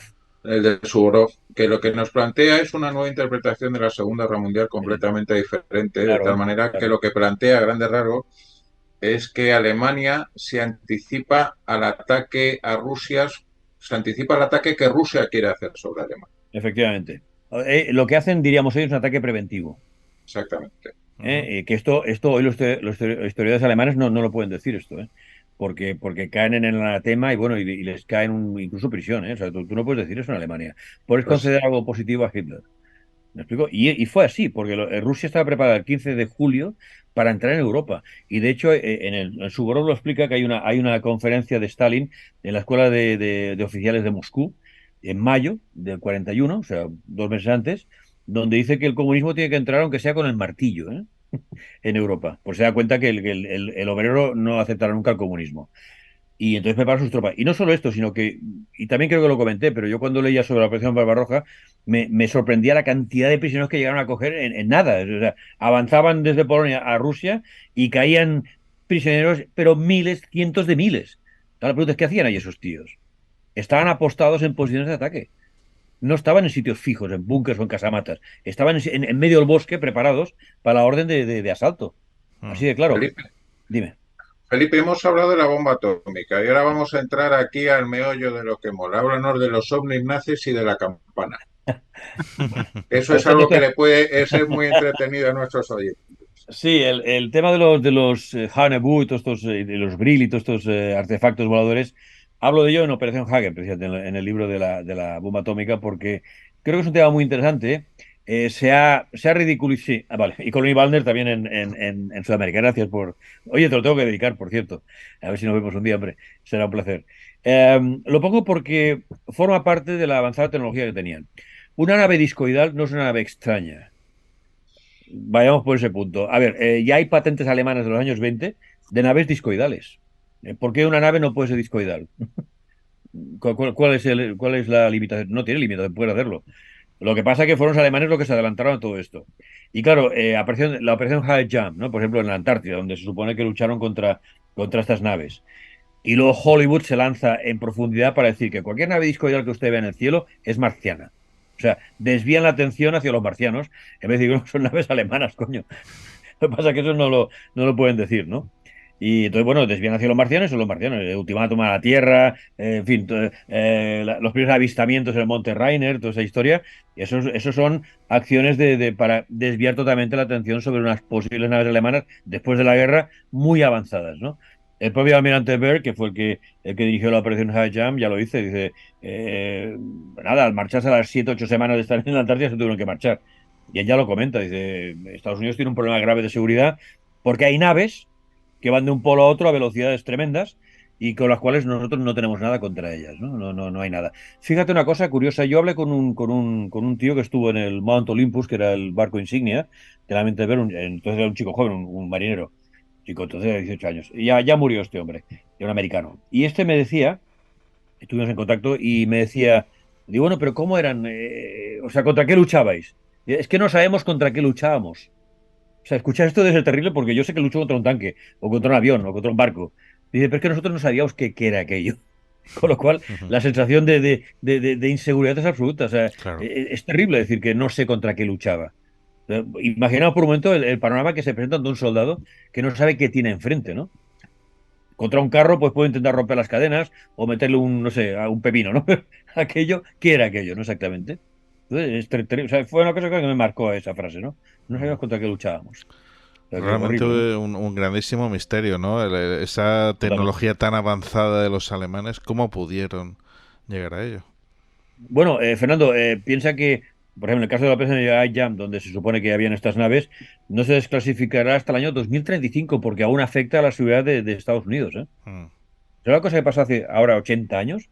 ¿A quién puede afectar en este momento? Bueno, pues todavía, según ellos, afecta. En el año 2035 yo me pregunto, ¿y qué desclasificarán? ¿Todo? O parte. Una parte. Oye, Mira, yo he visto documentos desclasificados que claramente faltaban hojas y claramente habían cosas borradas. Claramente. Sí, sí, ahora ahí lo tiene. Oiga, pero aquí faltan cosas. Esto es lo que tenemos. Te lo dicen así de claro, ¿eh? Entonces, y háblanos de la campana, que yo ahí discrepo contigo, y yo creo que bueno, realmente me jamás parece muy bien que existió la discrepes. campana. Bueno, la campana, Explica qué es un poquito Sí, para... explíquelo, la por favor, campana, para los radiantes. sí, Die Die Glocke. Glocke, Die Glocke fue el proyecto más secreto alemán que desarrolló el general Kammler, precisamente. Die Glocke era una máquina que pretendía, por un lado, un sistema de propulsión eterno, o una máquina eterna de propulsión, es decir, que puede ser en un barco, en un submarino, o en una nave, llámale como quieras, y luego tenía la capacidad de la torsión del espacio-tiempo, con lo cual se podía viajar en el tiempo, que es lo que yo defiendo en mi libro Cronos. Entonces, la campana es un proyecto que empieza en año 42 bajo el epígrafe Cronos. Claro, una operación militar que se llama Cronos, que es el dios del tiempo, como es el griego, es uno de los primeros dioses, es curioso como mínimo, ¿no? Esto en el 43 se desvían dos caminos y Cronos pasa a llamarse, por un lado, Thor, que es puerta o portal, y por otro, Lanta Entrega, que es quien porta la luz. O sea, Lucifer, ¿no? No sé, alguien que lleva la luz en la oscuridad. También son nombres muy extraños para operaciones militares, sinceramente. Claro, ¿qué era todo esto? Lo que sabemos hoy es a través de un tal Witowski, que es un polaco que ha estudiado este asunto en profundidad, Exactamente. o hasta donde sea posible. Y este sabe a través de Jacob Sporrenberg, que fue el jefe de seguridad de Kammler, que fue capturado por los ingleses y los ingleses se lo pasaron a los polacos. Claro, los ingleses luego se debieron de arrepentir porque aquel tío sabía mucho. Y fue en su juicio, antes de que lo ahorcasen, él habló que estaba en todo un complejo de seguridad sobre la campana concretamente, tenía forma de campana, una máquina, creo que eran unos 3 o 4 metros de altura, un diámetro creo que eran 3 metros más o menos, forma de campana, por supuesto. Y esta máquina pues emitía unas radiaciones que las primeras pruebas que hicieron en el 43, murieron varios científicos. Tenía que estar dentro de una zona donde había mucho mosaico, mucha baldosa, con una capa de goma debajo de la campana enorme que se cambiaba cada vez. Y fueron afinándola hasta que llegó un punto que no sabemos a dónde fueron a parar. A ver, yo esto lo ligo con lo que se llama la arqueología prohibida, que son los OPARs, que supongo que habéis oído hablar de los artefactos fuera de su tiempo, ¿no? Que están en estratos geológicos imposibles. Claro, yo cuando veo un zapato que está pisando un trilobites que tiene 450 millones de años, la pregunta es quién llevaba un zapato entonces, si es que había hombres. No lo sé. O alguien hizo un safari en aquella época. ¿Vale? 450 millones de años. Luego tienes, por ejemplo, aquí, precisamente cerca de Barcelona, en un pueblo aquí cerca de Barcelona, hay una cabeza de un ser humano que tiene 15.000 años, que lleva un disparo de un 7,62, que le entra por la frente y le sale por el cogote, o sea, que lo mata, evidentemente. Y hay un museo en Moscú de un bóvido que tiene 50.000 años, que tiene un disparo también de calibre militar, y el bóvido no murió, o sea, superó la herida, digamos, ¿no? Claro, y luego hay muchas más cosas, por yo ahora estoy, digamos, haciendo un resumen, ¿no? Pero a mí esto que me explica, que ha habido la capacidad para viajar en el tiempo, o sea, alguien lo ha hecho. Yo, por ejemplo, muchas veces una de las teorías que tengo sobre los platillos volantes es que somos nosotros en el futuro. Por ejemplo, la humanidad en el año 3700 igual tiene la capacidad para una máquina del tiempo e ir a ver. Por eso no interactúan con nosotros, para la paradoja del tiempo que no se dé. O sea, cualquier cosa que tocas puede cambiarlo todo, ¿no? Sí, Se limitan a como observar. la serie famosa El Misterio del Tiempo, se me viene a la memoria ahora. Bueno, sí, podría ser una cosa así. Entonces no intervienes, puedes observar, tomar fotografías, todo lo que tú quieras, pero no toques nada, porque igual no existes tú. ¿Me explico? Claro. O vas a otro futuro, o yo qué sé, cualquier historia, ¿no? Es la paradoja del abuelo también, ¿no? Que no puedo matar a mi abuelo, aunque fuese muy malo. Pues entonces yo no existiría. Total, que a partir de aquí voy ligando esa historia. Entonces yo esto lo uno al Arca de la Alianza, que fue uno de los objetos que buscaban los alemanes en la Nerve. Y entonces, bueno, ellos van con la máquina hasta Etiopía, hasta Santa María de Asun, donde se supone que está el Arca de la Alianza, y de allí pues la traen hasta Normandía. Y esto es un poco todo el tinglado que he montado en el libro, que la verdad es uno de los libros junto con Antártida que más ha gustado. O sea, toda esa historia así temporal a la gente le gusta, ¿no? tiene su coña. Entonces yo creo que ha habido viajes en el tiempo. Por ejemplo, hace una semana volví de Egipto, que he estado varias veces. Y en Abidos tienes el helicóptero aquel, que muchos dicen que no es verdad, pero hay un helicóptero clarísimo, hay una Apache además. Hay un tanque, hay un barco, y se ve claramente, ¿no? Y los egipcios no eran abstractos. Una mies de trigo es una mies, un bóvido es un bóvido, una persona es una persona. Es decir, cuando ellos reflejan algo es porque es lo que han visto. O sea, no se andan con cosas abstractas, ¿vale? Entonces, yo creo que ha habido gente que ha viajado en el tiempo.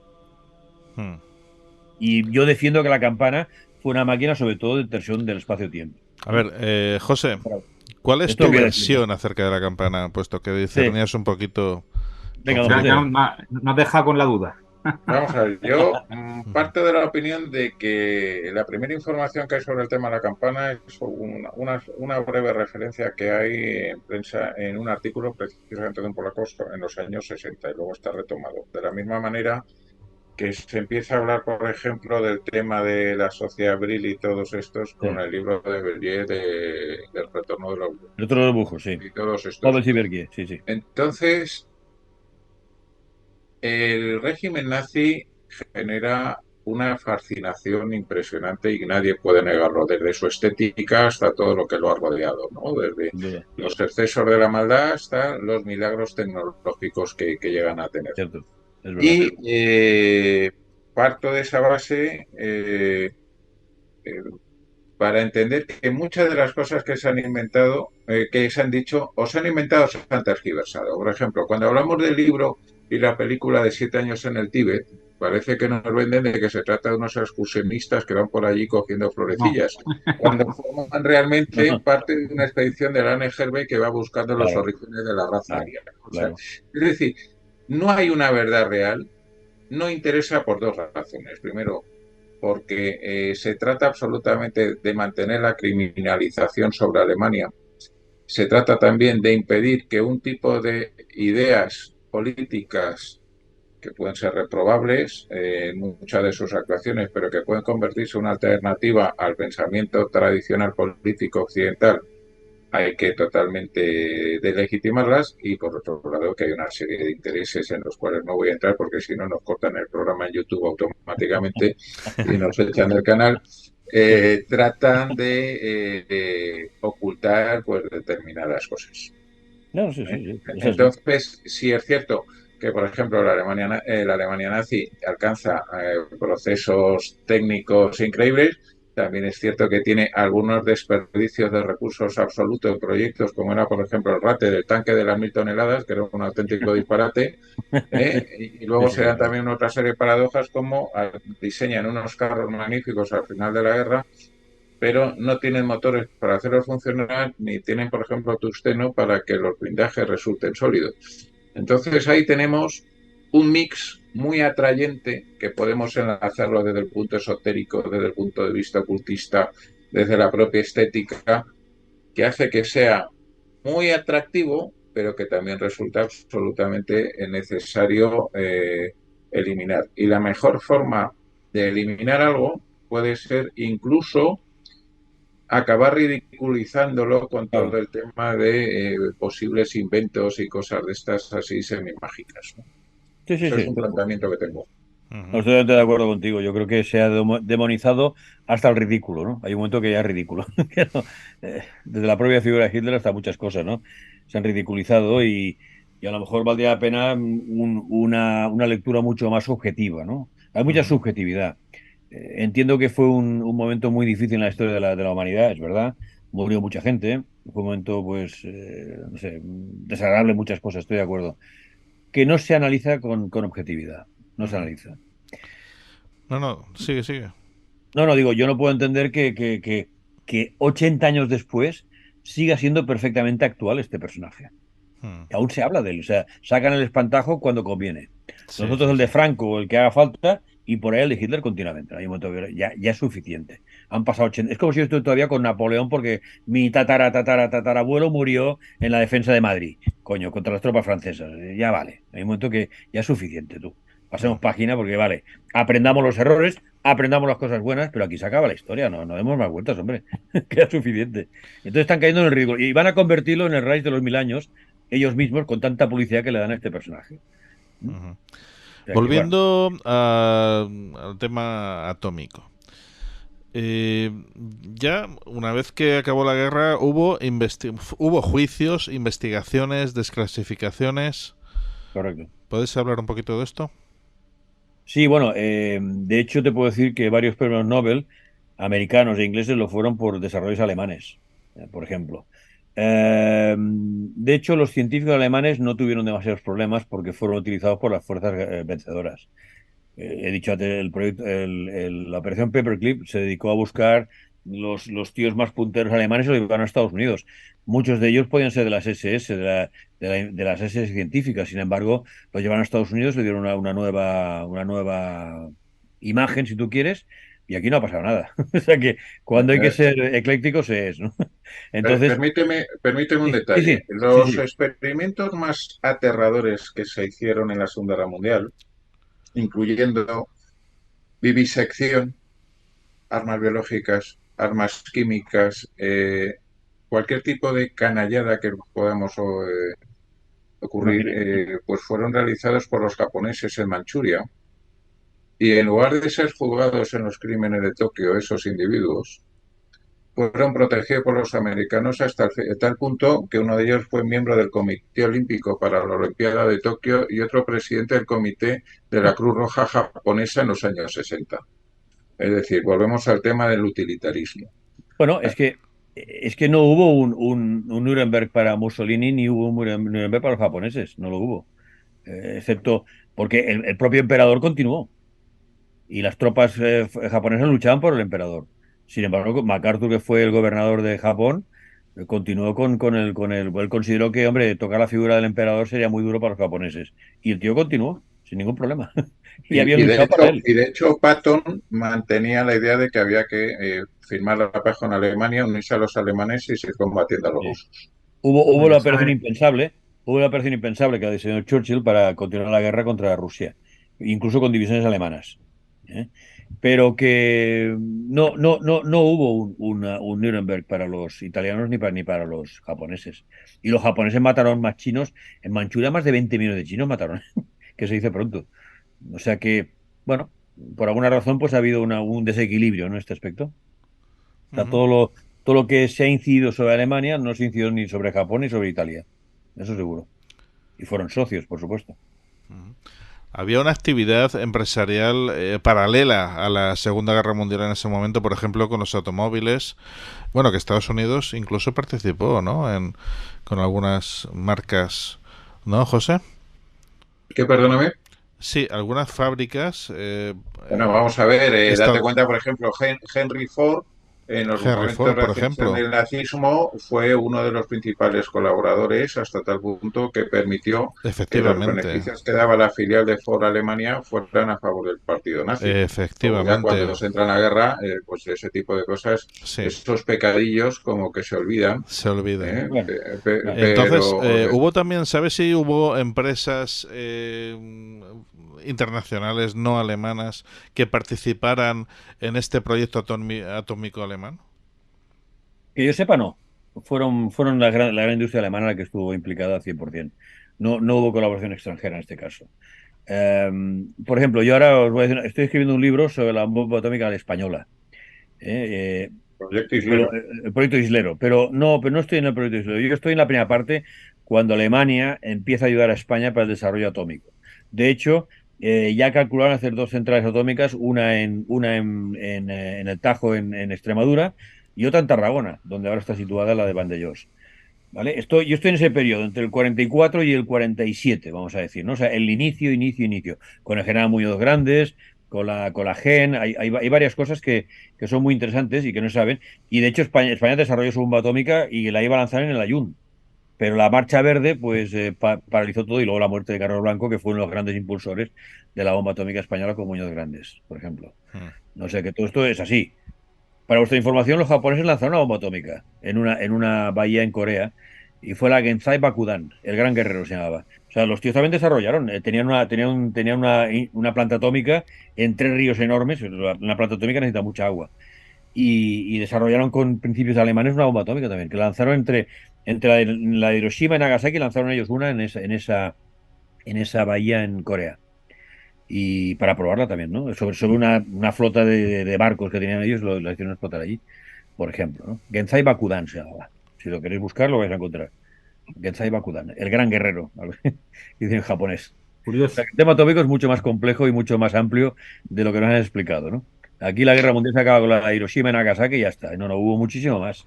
Mucho más. Sí. Bueno, hay una cosa que es muy interesante, que es que ahora Sí. mismo nos están echando la culpa, por ejemplo, del tema del cambio climático, al que tiene un coche diésel o cosas de estas, y es el número de bombas atómicas que se han hecho explotar en diferentes pruebas por todos los países que la tienen, americanos, rusos, ingleses, franceses y tal. Hablamos de miles de explosiones de bombas atómicas controladas. Es increíble. Yo te lo digo, 2040. 2040. Bombas atómicas. Han lanzado desde el final de la guerra hasta ahora. 2040. O sea, que es Tanto una bajo tierra como en el aire como en el mar. que es una cifra 2040. que la gente piensa que Aterrador. son 3 veces. Pero estamos hablando de 2.000 explosiones de bombas atómicas, es una cifra aterradora. Y pon la bomba del Zar que lanzaron los rusos en los años 60 en el Mar Blanco, que hizo desaparecer una isla entera, que era 1000 veces la bomba de Hiroshima. O sea, una cosa monstruosa. Y aún nos estamos preguntando cómo nos estamos cargando el planeta. Bueno, pues explíqueselo a los rusos y a los chinos que han hecho cambios de ríos, han cambiado cursos de ríos con bombas atómicas, ¿eh? Vi hace poco un reportaje de crear un lago con una bomba atómica, tú. Metió una bomba atómica, creó un cráter enorme, y entonces desviaron un río que llenó el lago y han hecho un lago. Y entonces, tal como lo llenaban, ya se metía gente, rusos, para demostrar que aquello era muy sano. Estoy hablando de un reportaje en blanco y negro de los años 60. Que lo veías y digo, pero esta gente ¿qué hace, no?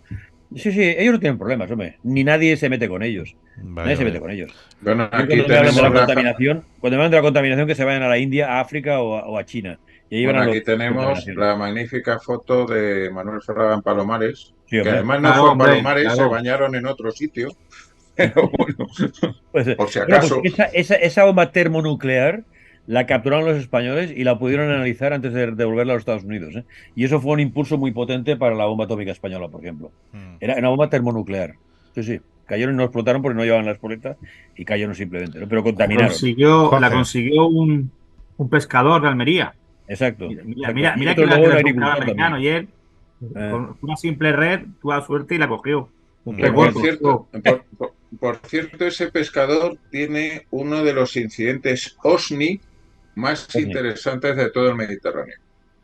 Pero eso ya es otra historia. Juanje, ibas a decir algo. Sí, Felipe, yo quisiera, es un tema bastante interesante este de la operación Hagen.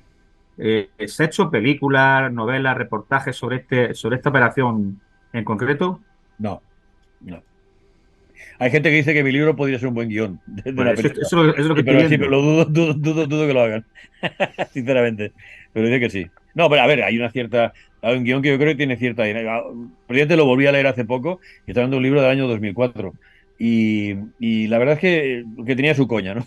La verdad es que tenía su coña. Es raro que lo diga yo, es malo, pero la verdad es que lo leías y estabas pensando en una versión cinematográfica, es cierto. Pero no creo que llegue, no lo creo, sinceramente. Bueno, si fuéramos a Estados Unidos, estoy seguro de que ya se habría sacado esa... Seguramente, Bueno, seguramente. No lo sé, tendría que ser un ¿no? héroe americano, ¿eh? más que los alemanes, creo yo, no sé. Pero bueno, no sé. Yo lo que hago con mis libros, yo lo he dicho muchas veces, es al menos crear la inquietud de la gente, que al menos, ostras, esto será posible. Y hay gente que me escribe muchas veces, incluso hoy he recibido un mail desde Argentina, también de una persona que lee mis libros, oye, está muy bien y tal y cual, y por una película, también me comentaba de una película, digo, pues de momento no. Pero me comentaban que efectivamente han ido leyendo cosas que luego han corroborado a través de libros y a través de información en internet y a través de información varia, ¿no? O sea que he puesto temas que la gente desconocía totalmente, que le parecía imposible, pero que luego cuando lo miran, oye, pues sí que hubo algo así, es verdad. La operación High Jump, muchísima gente no tiene ni idea que existió, ¿no? Entonces cuando se habla de ello, digo, no puede ser que pases en la Antártida. Bueno, de No todas sé si formas, hay que decir también a los radiantes espectadores que si buscan por Operación Hagen, no, hay que buscar, en todo caso, pues Operación Hagen es el nombre que le has dado tú al libro. Claro, le he dado yo al libro. Pero todo lo que es el trasfondo, todo el tema atómico, desde luego sí que hubo todo esto. Esta documentación, la verdad es que tengo mucha curiosidad. ¿Cómo has podido llegar a saber tanto acerca de todo ello? Pues mira, preguntando, vamos a decir, inocentemente, a gente y buscando gente que pudo estar implicada. Por ejemplo, encontré no es de Hagen en concreto, pero encontré 2 cartas selladas en el Mount Olympus, en Israel, por ejemplo, de tripulantes del Mount Olympus, por ejemplo, del barco insignia de la operación High Jump. El tema este el tema atómico lo he ido buscando a través de veteranos. Yo he ido mucho a Alemania, dando cursos en Berlín, y eso me ha abierto muchas puertas de mucha gente, ¿no? Y al final te das cuenta que hay gente que tiene cosas, ¿no? Que no lo dice públicamente, que no lo dirías nunca, y de repente, y entonces te enseñan cosas o te ponen en contacto con gente, y esto se va abriendo, es como una madeja. Yo por ejemplo, iba a hacer una trilogía, 3 libros. Llevo 9 en este momento, ¿no? ¿Cómo es posible? Pues porque la madeja va dando hilo, y de una cosa sacas otra, plan, y no he terminado. O sea, tengo 2 o 3 temas que puedo tocar más adelante, pero ya llegará eso, ¿no? Si es que llegará un momento. Pero es verdad, es así. No. Por ejemplo, los americanos, a diferencia de europeos, son mucho más abiertos, por ejemplo, para hablar de cosas, y sobre todo cosas ya tan lejanas en el tiempo, ¿no? Ellos no te hablarán de hace 2 años, la cosa militar de hace 2 años, pero hace 80.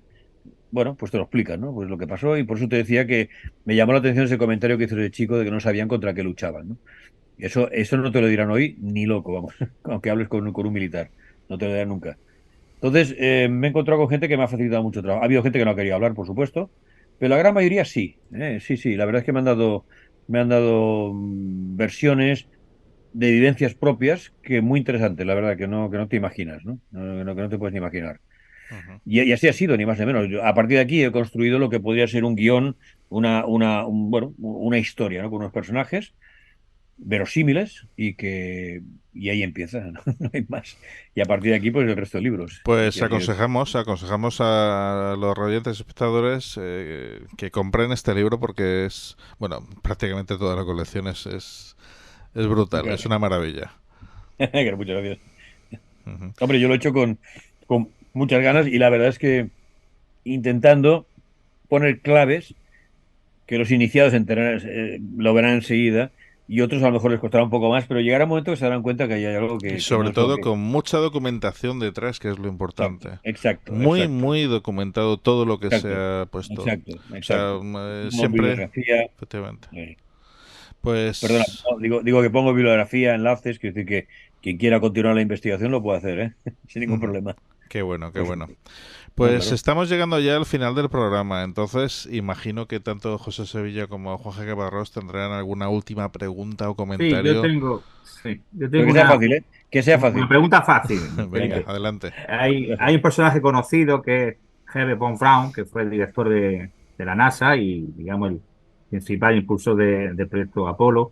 ¿Hubo conexión entre él y esta operación que llamas tú Hagen, este científico atómica? ¿Hubo cierto, digamos, no sé, digamos, colaboración? ¿Puede decirse así?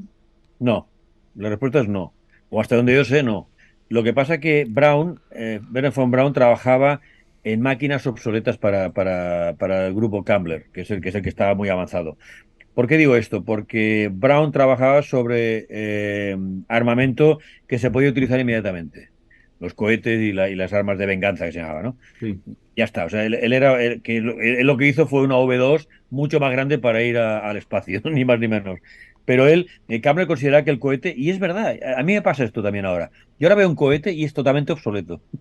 Una máquina haciendo un ruido enorme, una gran humareda, va saliendo una cosa, cuando tenía que ser una cosa muy suave, que sube y desaparece. ¿Por qué utilizar un cohete 80 años después? Es una máquina totalmente, yo la veo obsoleta, sinceramente lo digo, ¿eh? No, no, me parece como anticuada. Un cohete me parece anticuado a mí. Entonces Brown lo que hizo fue abrir el campo de los cohetes, de la cohetería, ¿no? Que era un tipo de arma táctica en aquel momento, de rápida puesta en marcha si hacía falta, como así fue sobre Inglaterra, las V2, pero claro, como siempre, poco y tarde, ¿no? En el fondo, poco y tarde. Pero era más un investigador del ya, hagamos armas ya.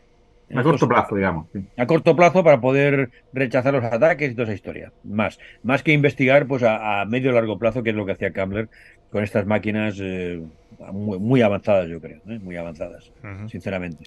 Por lo tanto, no hubo relación. Además, Braun estaba en Peenemünde y el amigo Kammler estaba en Checoslovaquia.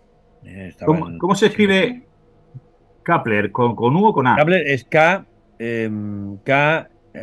lo digo en KMMLR. Kilo, Alfa, Mike, Lima, Eco, Romeo. Kammler. Hans Kammler. José. General de las SS. Pues nada, como siempre con Felipe se disfruta mucho, además todo el tema de la historia maldita, siempre muy interesante. Sí, Y olvidarnos de los temas oficiales. Y además es que teniendo en cuenta cómo nos cambia la historia cada 25 minutos en función de los gobiernos que controlan nuestro país, Europa y el mundo, pues siempre las visiones alternativas tienen un interés especialmente que te plantean dudas y te hacen fomentar la imaginación, con lo cual es un tema siempre muy agradable. Y los libros de Felipe pues son muy recomendables para pensar, para reflexionar y para pasar un buen rato, porque son de muy fácil lectura. Exacto. No, te lo agradezco, y así es. No, piensa que, por ejemplo, ahora en la historia de España empezará a partir de la guerra con Napoleón. O sea, el resto no se hablará ni de la reconquista, ni la reconquista, ni la conquista de América, el siglo de oro, todo esto desaparece. Claro, ya explicarás tú qué van a aprender nuestros hijos. ¿Qué van a aprender? Es horroroso. No van a tener capacidad creativa, ni van a tener... Con lo que me gustaba a mí, que saqué un 10 en el origen de España, los fenicios, los griegos, Tartesos, eso era precioso, muy bonito. Eres un poco fascista. Eres un poco fascista tú, me parece. Que sí, Málaga, incluso pueblos de Murcia, Almuñécar, Sexy, Mazarrón. Sí, ya lo sé. No, eso lo fundaron los fenicios, ¿no? Pues nada, eso... Nuestra historia tendrá 250 años. Incluso están apareciendo cruces griegas aquí en Cejín, porque se cree que los fenicios traían a los griegos a hacer minería aquí en Cejín. Entonces eso si se borra es un paso atrás, pero bueno. No, así está estipulado, O sea, es la historia. Bueno, yo creo que Orwell se quedó corto en 1984, ¿no? Se quedó muy corto, ¿no? Y la historia la reescriben continuamente y cambian a quien haga falta. Esto ya lo hacían los comunistas, que eliminaban gente de las fotografías, a que no interesaba, y toda esa historia. Y vosotros no sabéis que una de las grandes revoluciones de la Revolución Rusa fue el diccionario del proletariado, que eliminó 500 palabras, le cambió el sentido a 2000 y 700 y pico le querían decir otra cosa. O sea, fue una cosa de locos. Y lo hizo Lenin con una serie de tíos, más el ruso Gorky, ¿no? Que participó en este asunto. Esto es una cosa que se sabe muy poco y eso que fue revolucionario porque te cambias la mente, ¿verdad? O sea, haces ver otras cosas. ¿Qué es lo que está pasando ahora? Estamos viendo cosas que antes eran buenas, ahora son malas, y viceversa. Y estamos aceptando lo que nos están metiendo vamos, a huevo. Es decir, ¿cómo es posible, no? Y sin embargo, pues la gente lo acepta tranquilamente. No hay reacción a todo esto. No hay ninguna reacción. Tragamos, bueno, va. Claro, ¿qué pasa? Pues que hoy la gente no quiere ir a la barricada. Ni muchísimo menos. Pues, amigo, ha llegado ese momento de despedirnos y bueno, es de agradecer tu participación hoy aquí en el programa. Hemos disfrutado muchísimo y como siempre, pues ya sabes que cuando quieras, pues aquí otra vez te tendremos. Será un placer. Pues lo dicho, gracias José Sevilla, Juan Jaque Parrós, Felipe, y no os vayáis, queridos amigos, porque tenemos ahora otra sección que es Lugares de Poder. Así que, lo dicho, Felipe, hasta pronto. Hasta un próximo día que volveremos a contar contigo seguro. Muchísimas gracias por todo. De verdad que sí, gracias, Fernando. Bueno, os dejamos con Lugares de Poder. Vale, gracias por todo. Gracias por todo. Chao. A ver, Dios, hasta luego. Estás escuchando El Candelabro.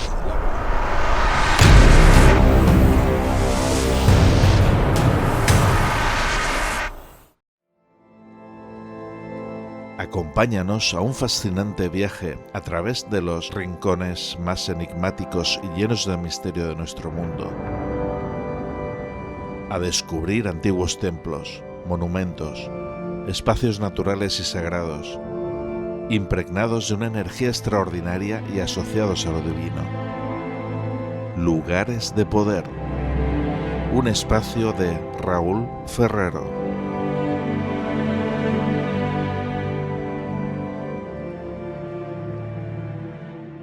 Buenas noches y bienvenidos un día más a la sección Lugares de Poder.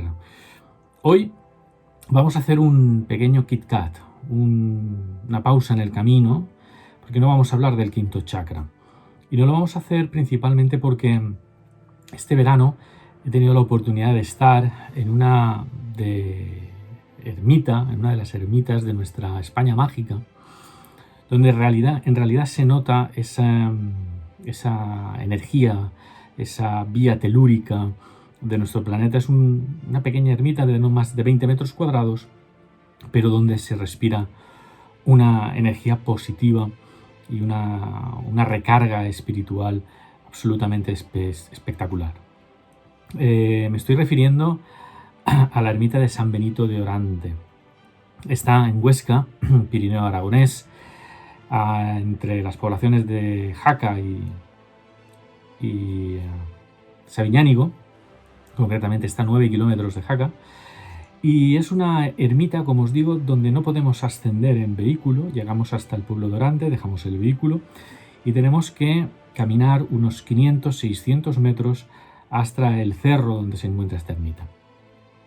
Tuvimos la oportunidad, y esto realmente es gratificante, ¿no?, de poder hablar con Antonio, que es el guarda, podríamos decir, de esta ermita. Prácticamente no cierra ningún día y es fácil que lo encontréis. Es más fácil en agosto que esté por allí para que tengáis una atención más personalizada que en invierno o en la época otoñal, donde hay más cantidad de gente y es más difícil poder hablar con él, ¿no? Es una persona accesible, humana, humilde y que te va a explicar una gran cantidad de misterios, de lo que envuelve en cierto modo esta preciosa ermita. Antes de ascender el camino, es un camino empedrado, hay dos cruces a la izquierda y a la derecha, dos monumentos. Una parece ser lo que es una cruz templaria y la parte de la derecha es como una cruz cristiana. Una vez llegamos hasta arriba nos encontramos con Antonio y le preguntamos qué se siente, ¿no?, en esta ermita. ¿Cuál es? Porque venimos, pues porque hemos escuchado, ¿no?, hemos visto por internet que toda la gente que viene sale de la ermita como con otra cara, otra forma, ¿no? Y es cierto, doy fe de ello, es así. Él no quiso pronunciarse mucho, es mejor, nos dijo, que lo experimentéis por vosotros mismos, ¿no? La ermita por dentro apenas tiene 5 o 6 bancadas, tiene un altar muy pequeñito y fuera también hay como 2 pequeños altares donde se dice que es donde más se recaba la energía, ¿no? Donde más se concentra la energía. Nos explicó, es curioso, que lo que es la construcción de la ermita, las 4 paredes tienen una gran cantidad de años, miles de años. La parte superior, lo que es la techumbre, fue elaborada con posterioridad, seguramente en el siglo XI, donde ya pasó a ser o tener la función de ermita.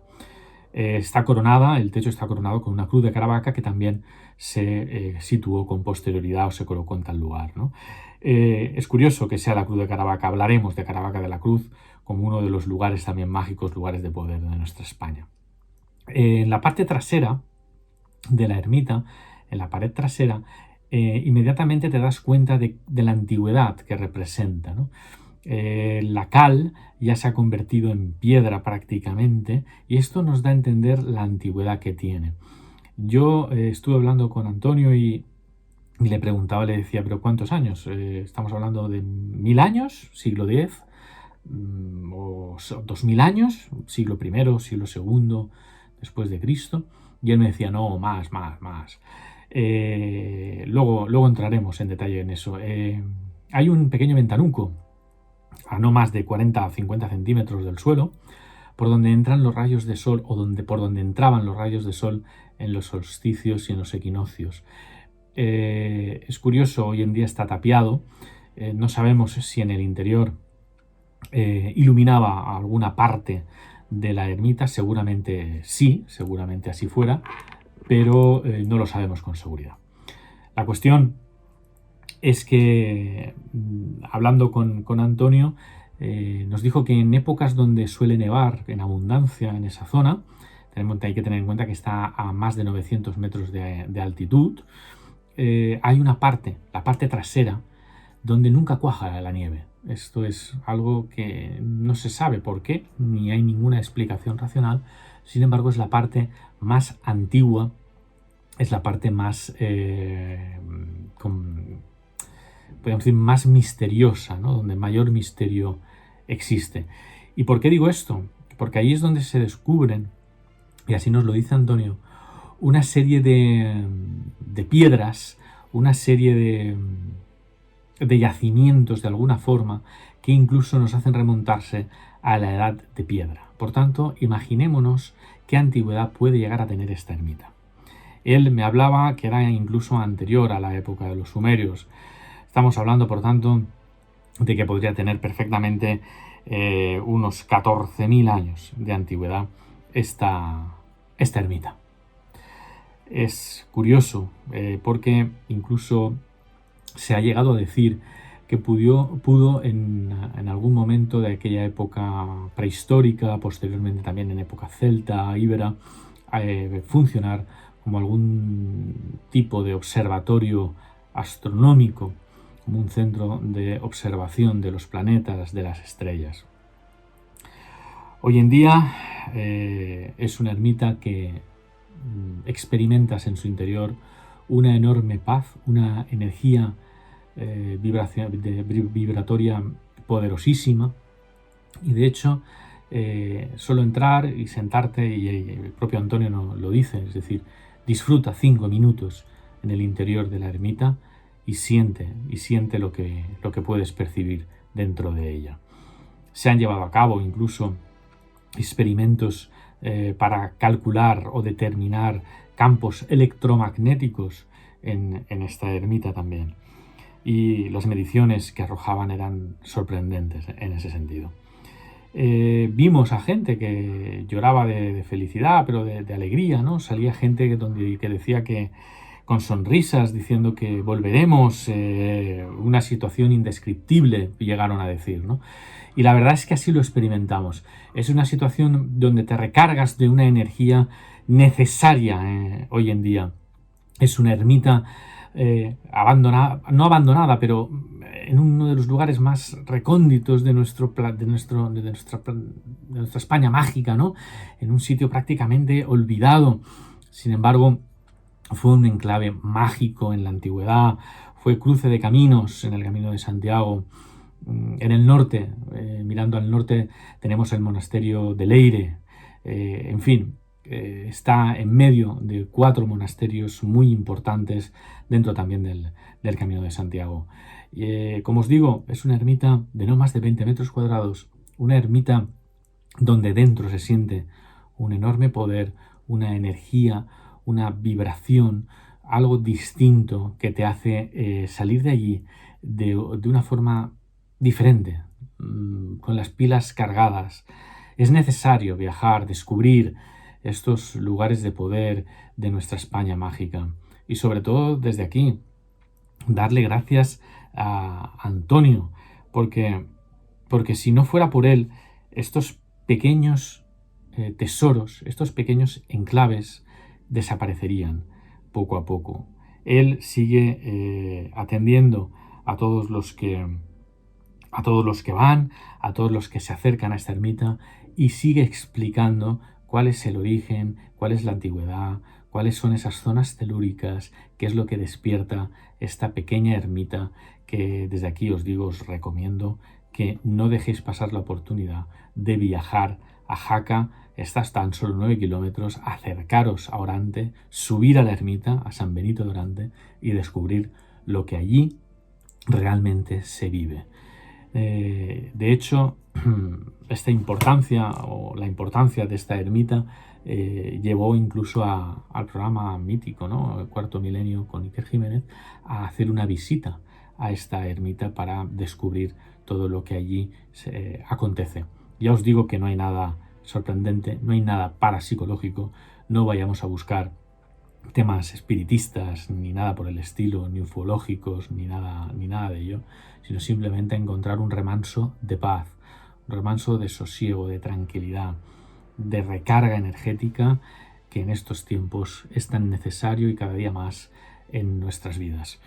Desde aquí nos emplazamos para el próximo programa, donde ya retomaremos ese chakra número 5, que será la pirámide de Keops. Hablaremos de ella y de lo que representa en nuestro planeta Tierra. Hasta entonces, cuidaros y un fuerte abrazo. Queridos amigos, ha llegado ya el momento de despedirnos. Muchísimas gracias por estar aquí. Ya sabéis que nos podéis contactar siempre a través de las redes sociales, de YouTube, de iVoox, y bueno, dejarnos mensajes. Encantadísimos, vamos a estar ahí atentos para contestaros a todos los posibles. Por último, ya sabéis que podéis apoyarnos. ¿Cómo nos podéis apoyar? Muy sencillo, le dais a like, le dais a seguirnos, y por supuesto podéis haceros miembro de la comunidad fan del Candelabro en iVoox. ¿Y esto cómo se hace? Atentos. Hazte fan del Candelabro en iVoox. Comienza con extras de nuestros programas, sorteo de libros y otros regalos. En iVoox verás una pestaña azul que pone apoyar, y haciendo clic aquí podrás apoyar nuestra labor divulgativa con un coste mensual de 1,49 € al mes. Hazte fan del Candelabro en iVoox ya mismo. Bueno amigos, pues nos volvemos a encontrar el próximo viernes a medianoche, en la madrugada del viernes al sábado, aquí en Azul FM Radio, en YouTube y en iVoox, en el Candelabro. Hasta pronto.